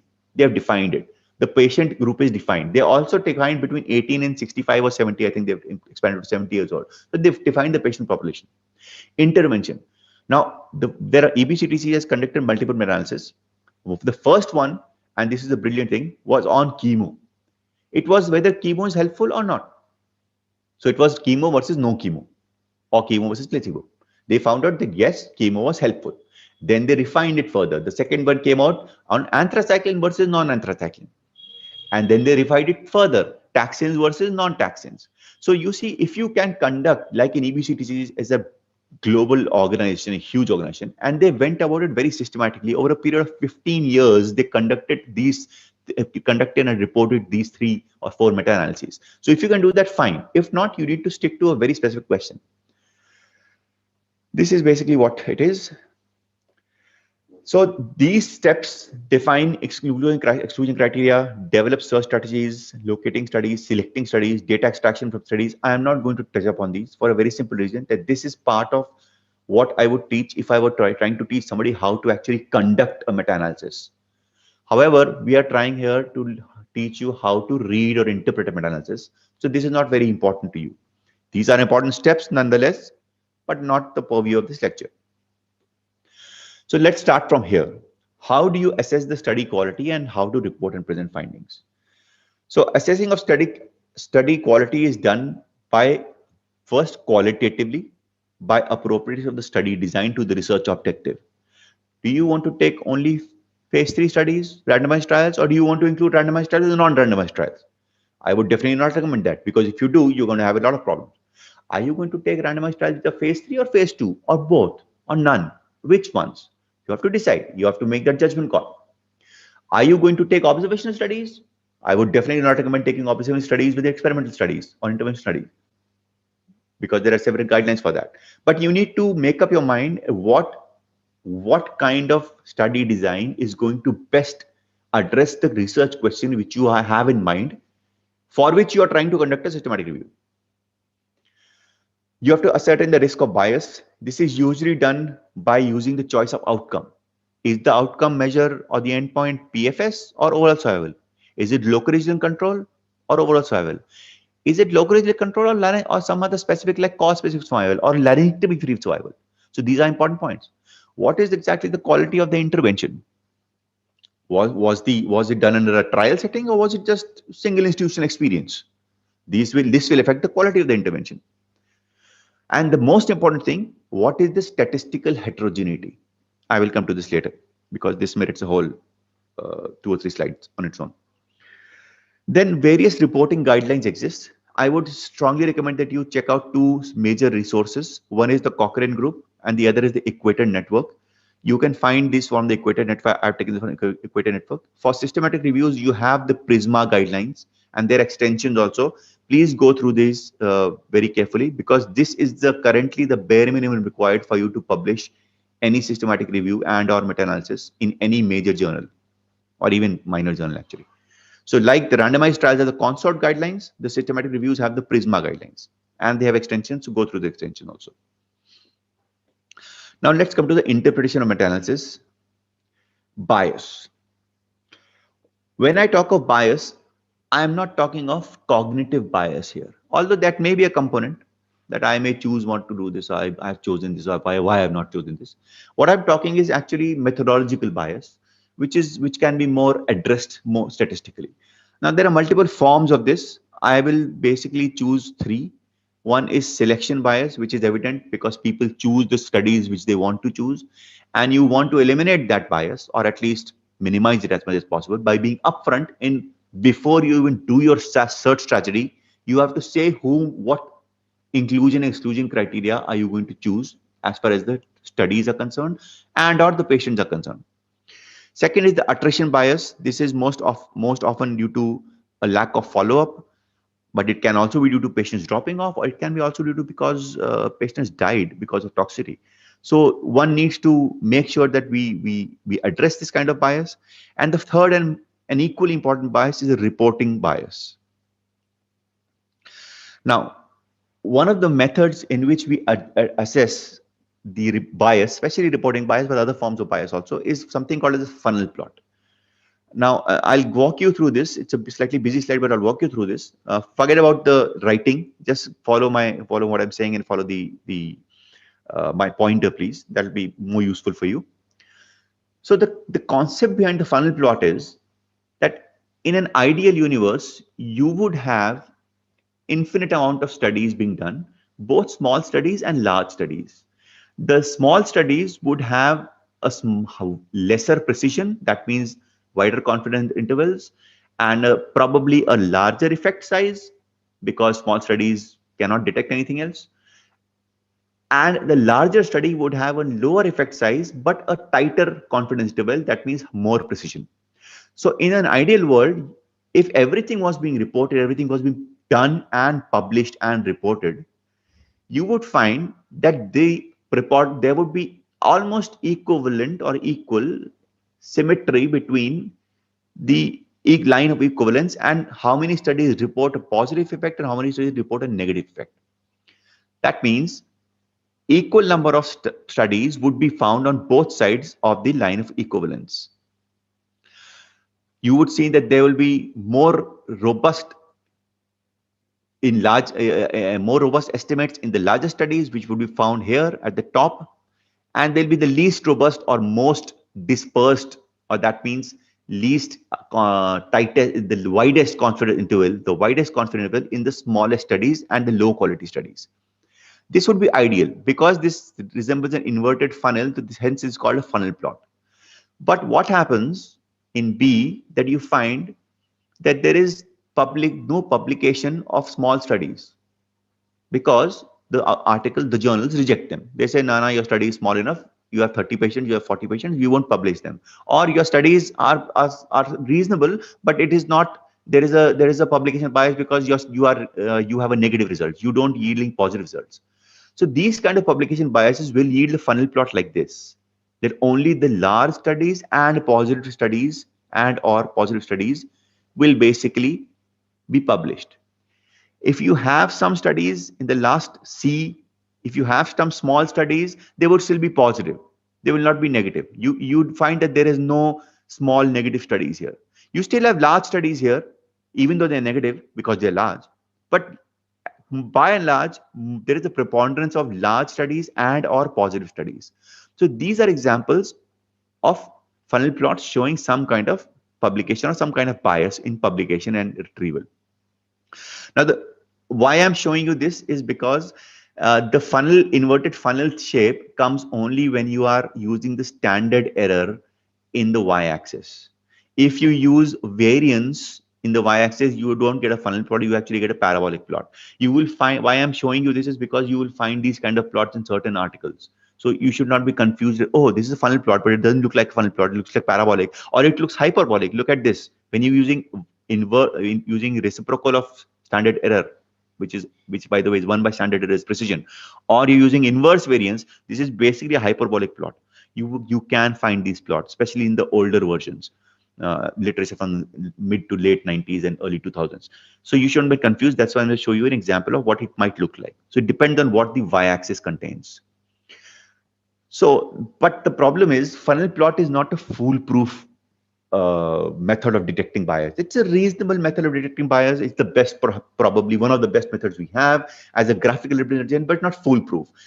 Besides, there are multiple sources where you can have asymmetry in funnel plots. So you can have biases. For example, you can have a publication bias. As I said, negative studies are almost never published. Smaller studies are almost never published. They are just forgotten. This is called the file drawer effect. You can have a language bias. When was the last time you checked German language or Chinese language when you're doing PubMed search? Probably never. We all read our English languages. I mean, we don't even need Japanese language. We know, even though we know Japanese and German and French, they do good studies, but we don't really read those articles. But if you're doing a systematic review, you need to include them. Even though you may not be able to understand them, you need to contact the authors and maybe get a translation or something. You need to include them. There's also a problem of multiplication publishing bias, which you used to find up till the early 2000s, that people would take the same study and publish multiple articles in multiple journals. So this would then inflate the amount or inflate the weightage of that particular study, because the number of publications or citation would actually increase for that single study. It's a single study, but every year we're coming up with some publication either, which was stupid. However, reporting bias is only one potential source of asymmetry. You can have true heterogeneity. So just because you find an asymmetric funnel plot doesn't necessarily mean that it is biased. There may be true heterogeneity because of the size differences in each study. It's possible that the heterogeneity is because of actual sample variability. Or it's possible that the 10 different studies you have collected or collated might be studying 10 different or 5 different populations. Same case of EBC, If you want to study early breast cancer, there is a difference between T1 N2s or N1, sorry, T1 N1 and T1 N0 as to how they will behave. Or there is a difference between T1 N0, T2 N0, T1 N2, N1, which are hormone positive versus which are not hormone positive as to how they behave. So that's a heterogeneity. So what I'm trying to say here is that funnel plot asymmetry is a good indicator of bias, especially publication bias, but not a foolproof one. This can be due to true heterogeneity also, which is what you need to take care when you are selecting in your search strategy and in your selection criteria.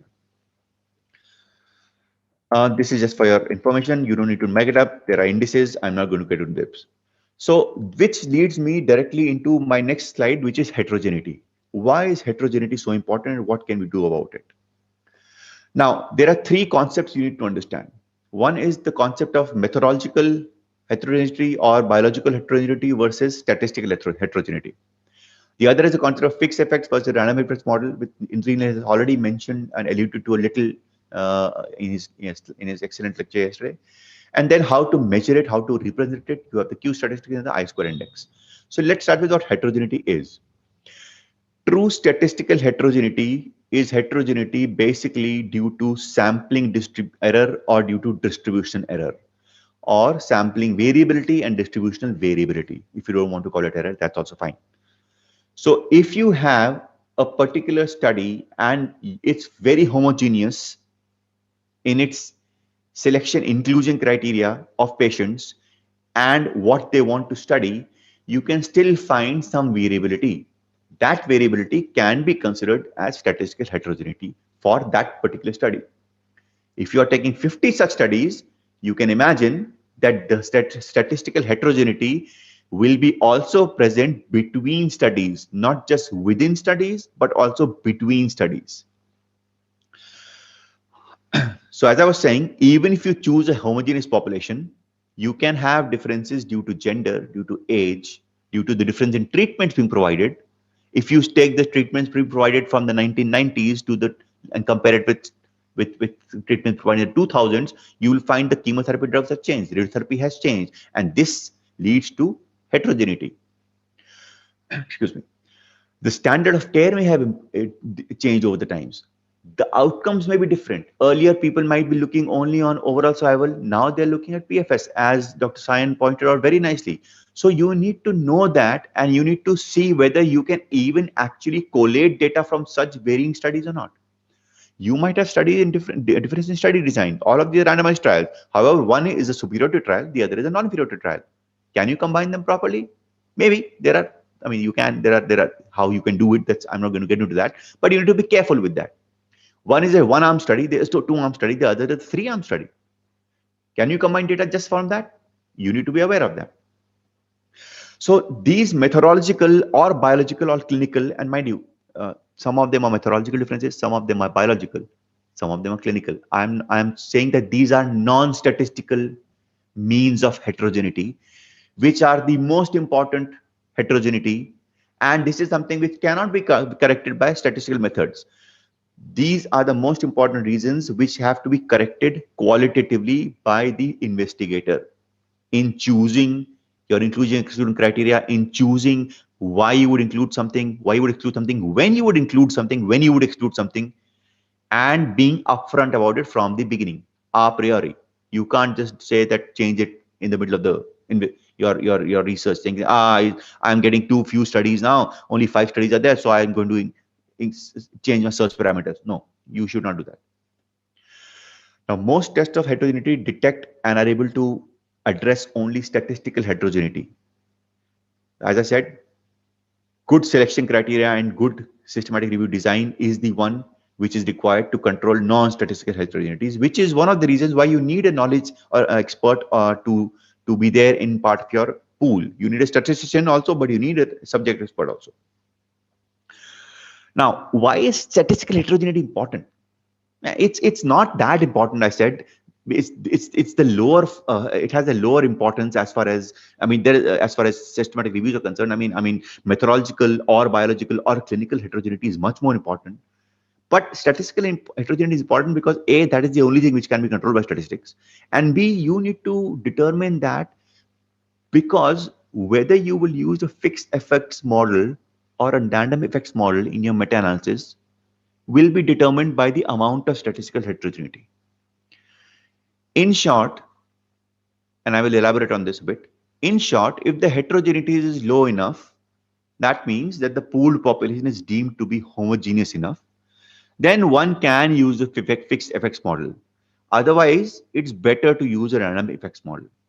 Like the general rule of thumb is to use a two-tailed test, the general rule of thumb is to use a random effects model in meta-analysis. When you're conducting and when you're interpreting. When you're interpreting, you should see that, look, what is measure of heterogeneity? If the heterogeneity measure is high, have they used a better random effects model or not? If they have not used a random effects model, then there's a problem with the study.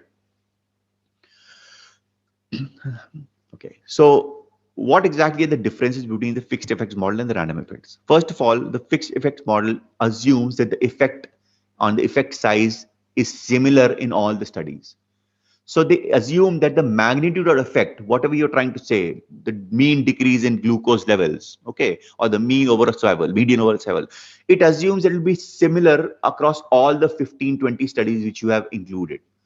If that is the true, if that is the case, perfect, very nice. But if that's not the scenario, then you should use random effects model. Second, in a fixed effect models, we use only the sampling variation within the studies. As I said, this is within a study, because across or between studies, there is supposed to be no variation or minimal variation, because the pool is supposed to be homogeneous enough. If this is true, then you can use fixed effects model. Conversely, a random effects model will allow you both ideas about a within the studies variability and between studies variability. So if you find that you have variability between studies and you want to quantify that and research that and look into that further, you cannot and should not use a fixed effect model. You have to go to the random effects model. The advantages of a fixed effect model is that if the pooled population is homogeneous enough, and if the effect size is similar, and the between studies variability is minimal, then using a random effects model is bad because it will have low power. Like if you have, I don't know whether people have discussed it in previous lectures or not, if you know when to use parametric versus non-parametric tests, the simple rule of thumb is if you know that your data follows some form of distribution, mind you, not necessarily Gaussian, okay, it can be Weibull, it can be whatever it is, Gompertzian distribution, there are multiple forms of distribution, but if it follows a known distribution, then you are better off using a parametric test, because a parametric test has more power to detect a true difference. Okay. Similarly, if you know that the between studies variability is minimal and the effect size is similar, then why would you use a random effects model? You would have low power to detect a true effect. You are better off using a fixed effect models with those conditions. It's a conditional statement. Now, when heterogeneity exists in fixed effect model, we get a pooled estimate which may give too much weight to the last studies. What happens is that you get falsely decreased narrow confidence intervals and a falsely low p-value, which means a type 1 error is large because heterogeneity is there and you are falsely rejecting a null hypothesis. Your type 1 error is large. Where heterogeneity does not exist, fixed effect model is a better model. Random effects model is not good because it will miss a true effect. It will falsely have a large type 2 error. I hope that's sort of clear, hopefully. Okay, moving on. So how do we detect and how do we actually represent it? What do we do? There are two indices or two metrics. One is called the Q statistic or Cochrane's Q. By the way, Cochrane was famous. You'll find Cochrane's Q a lot of times. Okay, Cochrane's Q. Cochrane has lent its name to a lot of different indices and metrics. So please don't confuse this Cochrane's Q with others. And the other is called a Higgins index or an I-square index. So what exactly is a Cochrane's Q? Forget the mathematics behind it. Generally speaking, it tells us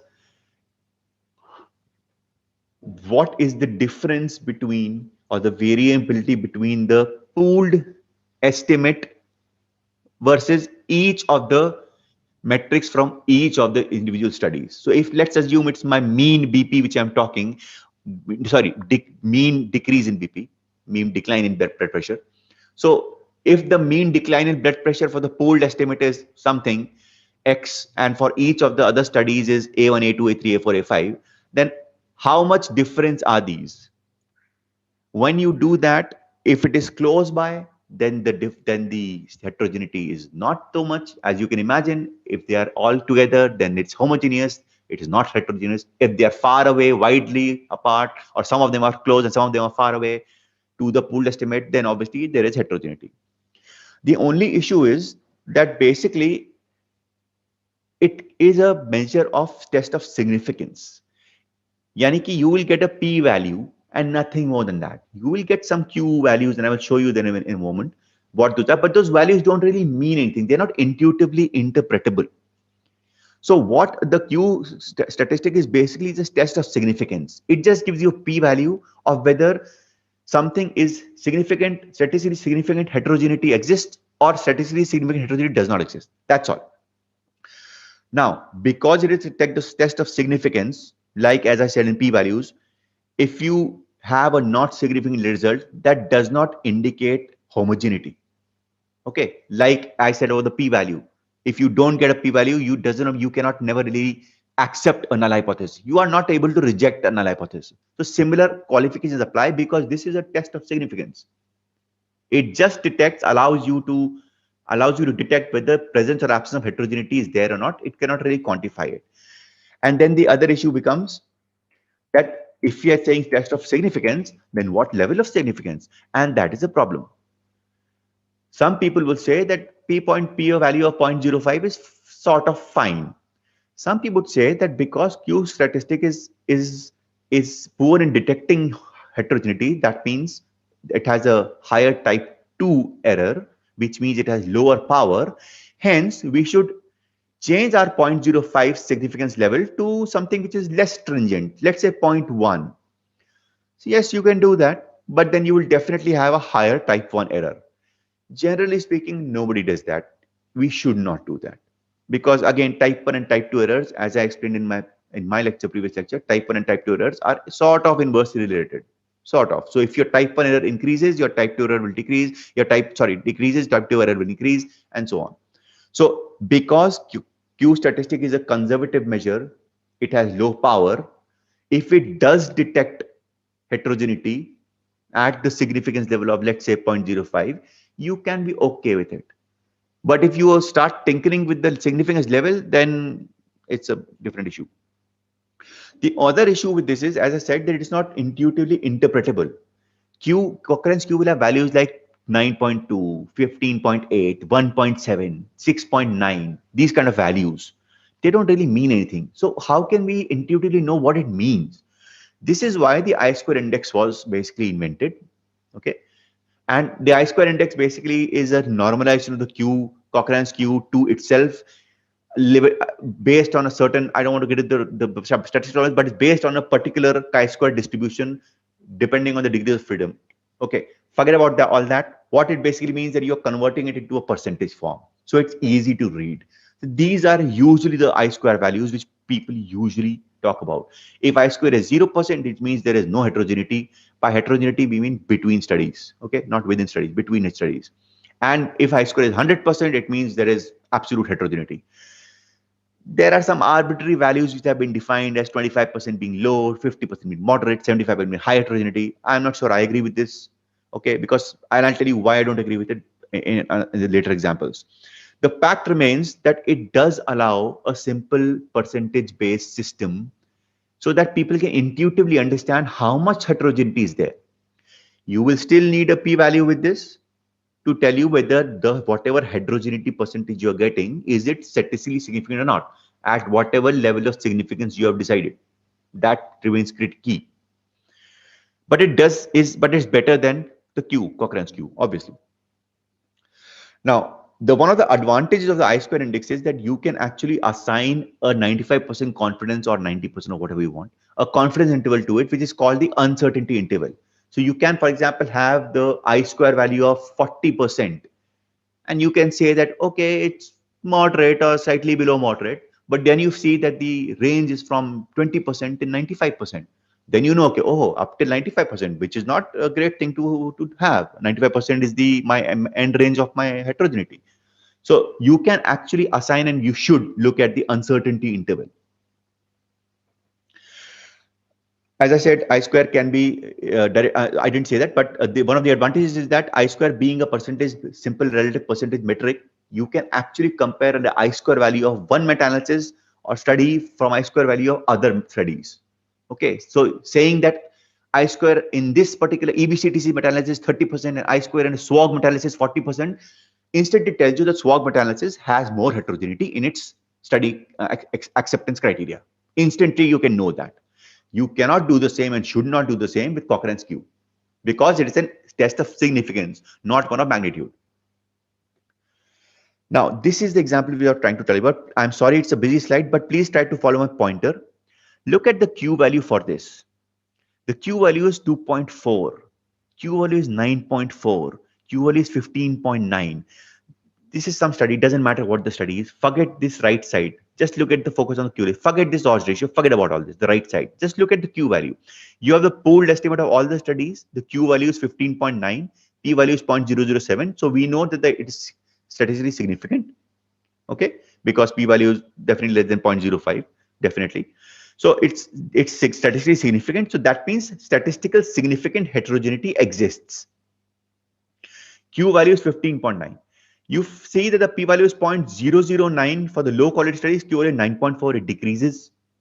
Q value decreases further, but the p-value becomes non-significant. So it's not intuitive to look at the Q value and predict what the hell is going on. But look at this now, the same thing. I had to dig a little bit about these studies to find this example for you.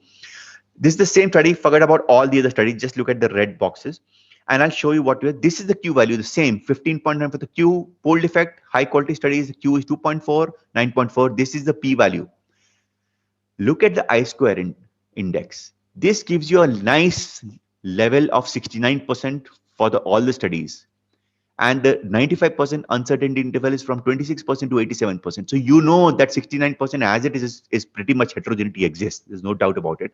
And the P value tells you 0.07 this is statistically significant. You see here that the I square is 17, which means low heterogeneity. P value is 0.31. But look at the 95% uncertainty level, 91% up to 91%. So ordinarily, one would not consider this as low heterogeneity, which is why I was saying that 25%, 40%, 50% is not good metrics. You need to look at the 95% uncertainty intervals also. So this was an example of how the Q metric is not very intuitive. It doesn't give you what you need to know. And I square along with the P values is actually preferable. Just an example to show that. Now we come to how do we pool results and how do we interpret them. So the generalized framework is you pool the estimate is a summary measure of the results of the included study, obviously, and it is a weighted combination of the results from the individual studies. How do you weight them? It is logical to weight studies according to their robustness. What does that mean? Robustness meaning, generally speaking, weightage is done by larger studies being provided more weight. This is what we would expect. This is what we would want. That smaller studies we know have a high chances of type 1 error and even not giving the correct effect size. So we would prefer to have larger studies have assign more weight to them. And this is exactly what we do. What we do, instead of taking the sample size, we actually take the variance or the standard error and inverse it. So this method is called the inverse variance weightage method. Okay. So you'll find this kind of thing like inverse weighted variance weighted with IDV of WA, or you can have inverse standard error weighted methods. You can have either of them. Then you find the 95% confidence intervals because the summary metric is not enough. And you also have the p-value for the pool difference. And all this is represented in something called as a forest plot. It's called a forest plot because all these lines, when they are together, they're sort of supposed to look like a forest. I never really get it, actually. I also thought it was a better characterization to call it a Christmas tree plot, but anyway, it's called a forest plot. So what goes on in reading a forest plot? So first of all, you have the study IDs. You have to have the authors and the years of the study. Authors are not important. The year is important because this will intuitively tell you that if you are taking studies from 1980s and comparing them and compiling the studies of the 2005 or 2010, it's not wrong, but then you need to be aware that there might be methodological issues or there might be inherent heterogeneity there.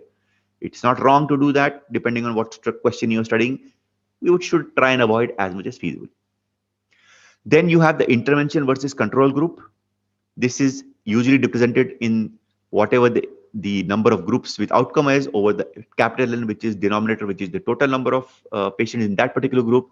So you can see these are reasonably large study. This is a total of around 260 patients. This is around 560 patients. This particular third study is around 200 odd patients, 200 odd patients. So this is the smallest of the lot. And this is usually represented with the size of the square over here. The size is usually proportional to the sample size, and this is the line of equivalence or no effect. Usually it is the log effect or the log odds. So this is 1. You will usually not find 0 here. And these are the effect estimates. This will also have, you should also look at the 95% intervals. Definitely, no doubt about that. Okay, and also check the 95% or 90% CI, whichever has been reported. And then this will tell you the weightage, and you can easily find out that the maximum weightage is given to this particular study because this is the largest study, as it should get. Second weightage is to this, which is moderate size, a third to this. Okay, this is the weightage. This is the test of heterogeneity with the I-square index and the p-values. Okay, it also lists the chi-square value, forget about that. The point is the I-square value is 0, which means that there is no heterogeneity. Okay, and the p-value is 0.67, which means that there is no significant heterogeneity in the pooled effect. Now, some people say that if there is I-square value is less than 50%, it can be considered as no or minimal heterogeneity, and you can use a fixed effect model. And if your I-square is more than 50%, there is significant heterogeneity and you should use a random effect model. I personally don't agree with this. I would put a figure of around 25 to 30%. And more importantly, I would look at the 95% CIs of the uncertainty intervals of the I-square values. This is what I would do. Then currently, this is what people are following. This is the effect, overall effect size, test for overall effect, and p-value for that of the pooled results, which is being represented in this diamond here. The center point of the diamond is the effect size. It probably is around 0.8 or 0.9. It says value here is here, 0.87, as you can see. But you can easily make out that the 95% intervals is crossing the line of no equivalence, and this is reflected in the 95% CI as 1.87. Which means it is statistically non-significant, and the p-value should confirm that, and it is confirming it, that this is non-significant. So this is what you basically see and how to read a forest plot. So in short, what are the pros and cons of meta-analysis? Obviously, it's a methodological summation and provides a single summary statistic for the pool effect. It can help clear confusion whether intervention is useful or not. It is a good guide to new research. Cons are it can address only statistical heterogeneity. Other heterogeneities like clinical heterogeneity, biological heterogeneity, methodological heterogeneity needs to be addressed by the researcher. There is a huge GIGO phenomenon, garbage in, garbage out phenomenon. You take in bad studies, you design a bad systematic review, and you will have wrong outputs or stupid outputs, idiotic outputs in a meta-analysis. Which is one of the reasons why, even though meta-analysis is considered a level 1 evidence, it is still cannot supplant a large, well-conducted RCTs. The only problem is that you don't do a meta-analysis when you have large, well-conducted RCTs. You do a meta-analysis when you have moderate or small size, well-conducted RCTs and or RCTs which have difference in magnitude and or direction, mostly direction. That's when you do a meta-analysis, basically. That being said, when you read textbooks on meta-analysis, at least the good ones will mention this point, that it should be used not as beyond or above a well-conducted RCT, large well-conducted RCT. So take-home points, a systematic review is a damn good source of data collection, provided it is done well. You need to define a priori what are inclusion and exclusion criteria and stick to them. I'm sorry for this. You have to ensure that the study is blinded and unblinded. You have to ensure that the study is blinded and unblinded.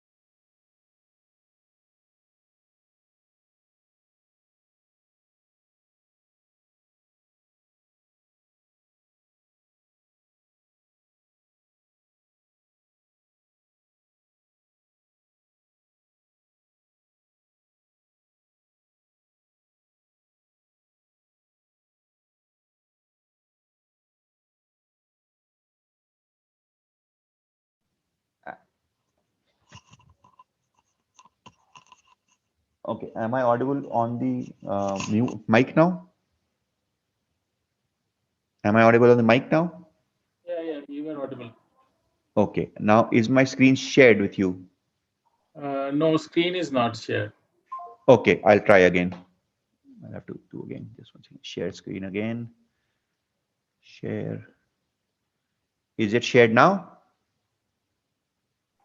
Yes. Yes, it is. Okay, thank you. So I'm sorry for the technical difficulties. There was some issue from my side. Connection got lost. I'm connected back again. I was just discussing and summarizing my slides. So I think I got lost after the second point, or after the first point. So basically, it's to summarize, systematic review is a good source of data collection, provided it is done in a excellent manner. One needs to predefine one's inclusion exclusion criteria a priori. One should not change one's exclusion criteria during the middle of the project, versus saying that because we have not been able to meet our number of studies or something. The inclusion exclusion criteria need to be logically and methodologically sound. You have to basically justify why you have included the studies and why you've excluded the studies, why you included the patients, why you excluded the patients, why you've included these studies and not these studies. You have to basically justify why you have included these studies and not these studies.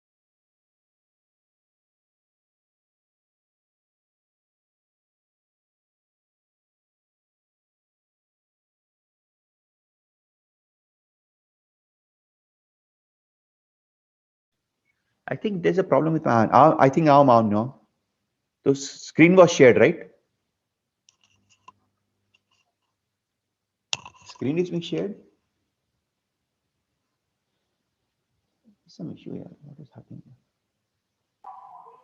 Okay. I think now it will be shared. Yes, now it's it. Okay. Thank you. So as I was saying, we have to take care. The researcher has to take care of the inclusion exclusion criteria. He or she has to ensure that you have to justify basically. You have to basically justify why you are taking the studies which you are taking, why you're not taking the studies which you're not taking.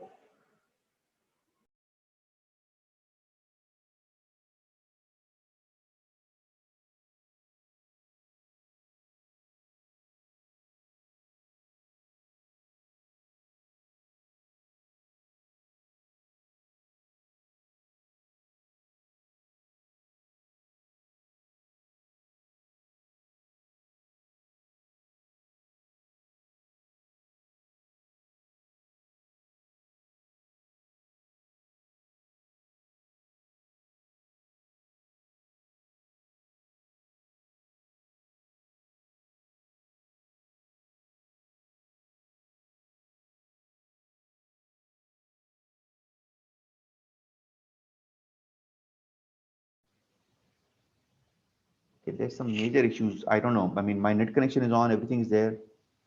Can you see me here? Yes, Is now the screen is visible. okay? Is my screen still visible? Oh, Uh, not visible. Dr. Sayan Paul. yes, visible. Okay, thank you. So I'll forget all these things, and I would just. I hope you can read my screen. I'm not going to scroll through it, and I hope I'm audible. I really hope I'm audible now. I hope I'm audible. Yes, you are Yes, you audible. are. Yeah. Thank you. So, just to summarize, meta-analysis should be performed only after systematic review has been done, a proper systematic review has been done, because meta-analyses are full of GIGO phenomenon and they cannot address all forms of heterogeneity. Hence, they cannot be considered superior to large, well-conducted RCTs. These should be seen as hypothesis generating rather than hypothesis confirming exercises. And that's basically my side. That's it. Thank you. I would take questions if there are any. I'm sorry for the technical difficulties in the middle. I don't think anybody's there. No, it was excellent discussion. I I hope must it say. wasn't too much for people because I don't think anybody's there now, but I'm sorry about that. No, I think I'm pretty sure those who are still left behind must have enjoyed it thoroughly. So if there are any questions, I mean, yeah, I'll be happy to answer if there are any queries or if you want me to repeat something else.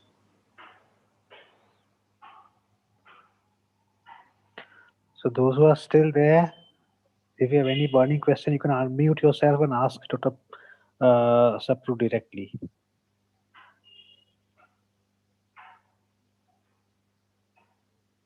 Dr. Sayan, Das, can I please request you for something personal? Yeah, yeah. If you can please email me a tentative the schedule for whatever the next lectures are, because I don't Of course, of course. have that.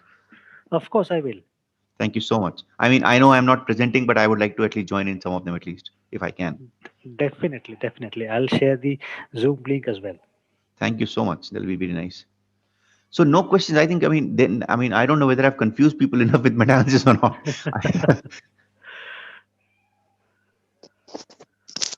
Can I ask a question?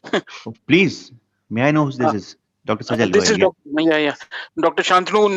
It was nice hearing you after a long time of around 12 years. Yeah. Thank you for all the lectures and thank you for guiding me through xerostomia as well, which was my thesis. No problem, no And problem. You're most welcome. can I ask you a question? Why? How much time does it take to conduct a meta-analysis? Because if we are actually seeing the studies and being so much thorough with the literature available, then I think it may be taking me years or so. Okay, so that's an excellent question. I've actually had the pleasure of conducting a meta-analysis which has been published in PLOS One. It's nothing, not a great meta-analysis, it's actually a highly exploratory meta-analysis on breast cancer, something which I did with Nilotpal, by the way. And so the answer is, if it's a summary meta-analysis, it can take a few months. If it's an individual patient data meta-analysis, like for example, the McKenzie meta-analysis or the EBCTCG meta-analysis, they usually take months to years to conduct. You are absolutely right. However, in the summary data meta-analysis, usually it depends on the exact question you are asking. So because the meta-analysis which Niruppan and I published was on a very exploratory topic, it took us around 6 months to 8 months to from starting till we finish the manuscript. After that, publication is a different issue, so I'm not going to get into that. But starting to finish of the manuscript was around 6 to 8 months. That was partially because the search strategy took us around 2 months. We did not really have any library scientist or data scientist, somebody to help us out. So it was, I think that is the most tedious aspect of actually doing a meta-analysis. The search strategy, the literature search, contacting people and databases to find out, data dredging. That I think is the most tedious part. Once you get that and you figure out that, okay, a systematic review and a meta-analysis can actually be done, the tools are available in most software. And Nilutpal, of course, will be able to do it, tell me better, because it was a pathology focused meta-analysis. He was the main author, I was the secondary author. But it did take us around 6 to 8 months to do the whole thing. And it was an exploratory meta-analysis. I would say that if it's a confirmatory kind of meta-analysis, like EBCTC kind of things, they would take months to years. Yes. And Just my experience, I may be wrong.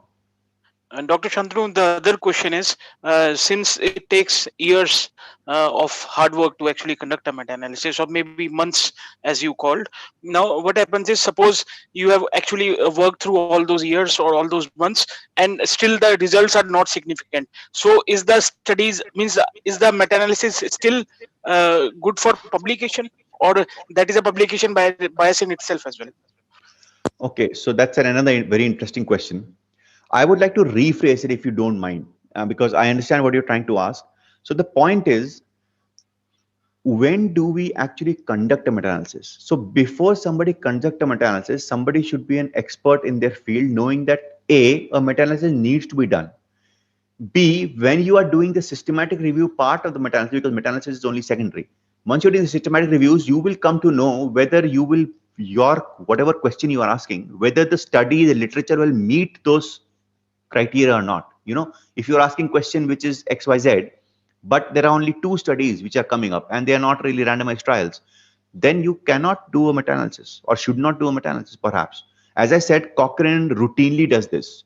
They will have a protocol. They will do that, follow that protocol. They, by the way, Cochrane's protocols are, they publish their protocols also before they actually do the systematic reviews. And there are guidelines on how to publish protocols. It's called Prisma P, and there are extensions for protocols, guidelines for that. So once they do that, and they do the actual systematic review, they actually find out that either there are not too many trials to actually conduct a meta-analysis, or they find out that trials are there, but the heterogeneity is so much there is no point conducting a pooled estimate of pooling the data, because that's what a meta-analysis does. So they will write that. There are multiple such Cochrane systematic reviews like that. So publication is a very different ballgame altogether. In the systematic review stage itself, you will be able to know whether you can or do or should or do, will or do or should not or cannot do a meta-analysis or not. So I hope that clarifies whatever you wanted to ask. Yes, and thank you for all your inspiring talks, and yourself as well as Dr. Sayan and Dr. Sayan Das. Thank you. Yeah, both Dr. Science have been instrumental in this. I must congratulate them. Both of them, sir. Thank you.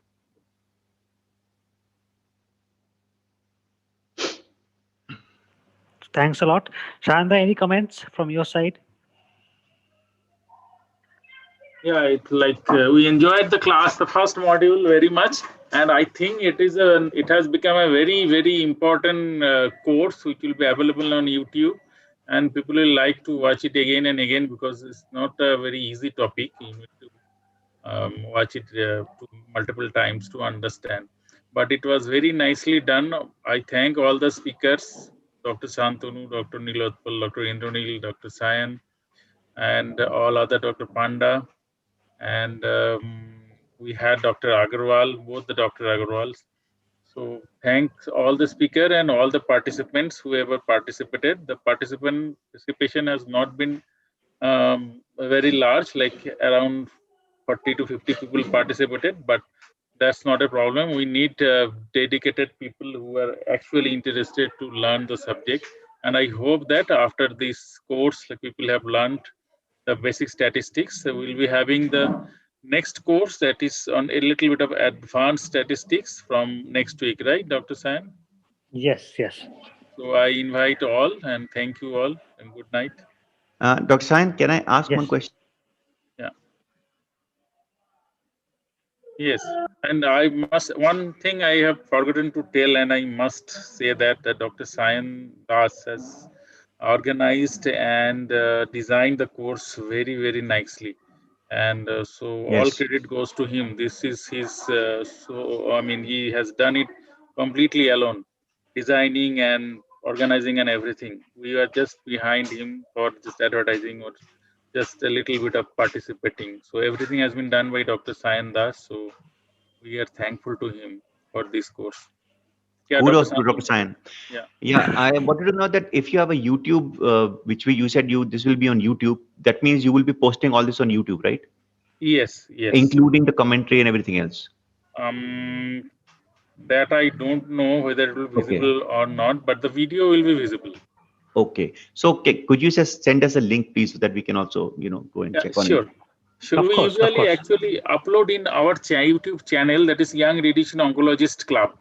Okay. So if you subscribe, you will get all the classes, all the physics classes, now stats, and we are planning some other courses also. And I hope that you will get involved to those courses as well.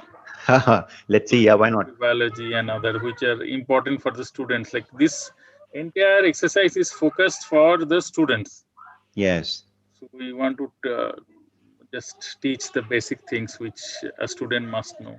I think it's a commendable effort from your side and definitely from Dr. Sayan Das's side. I think it's been really, Yeah. I mean, all kudos to you, Dr. Sayan Das. Thank you. Thanks a lot. And I would thank the speakers as well. I mean, the way they agreed, whatever and whenever I request them, it's really great to work with them. Yes, exactly. We are very, very enthusiastic speakers, and they are all busy people, but they have spared their time. So we are really thankful for this. Thank you to one and all. Yeah. Okay. So can we conclude, Dr. Yes, I Sayan? think so. Yes. Okay. So course Okay. 1 is finished. We will meet again for the module 2. So that's it for today. So good night and goodbye. Good night. Good night. Good night. Bye.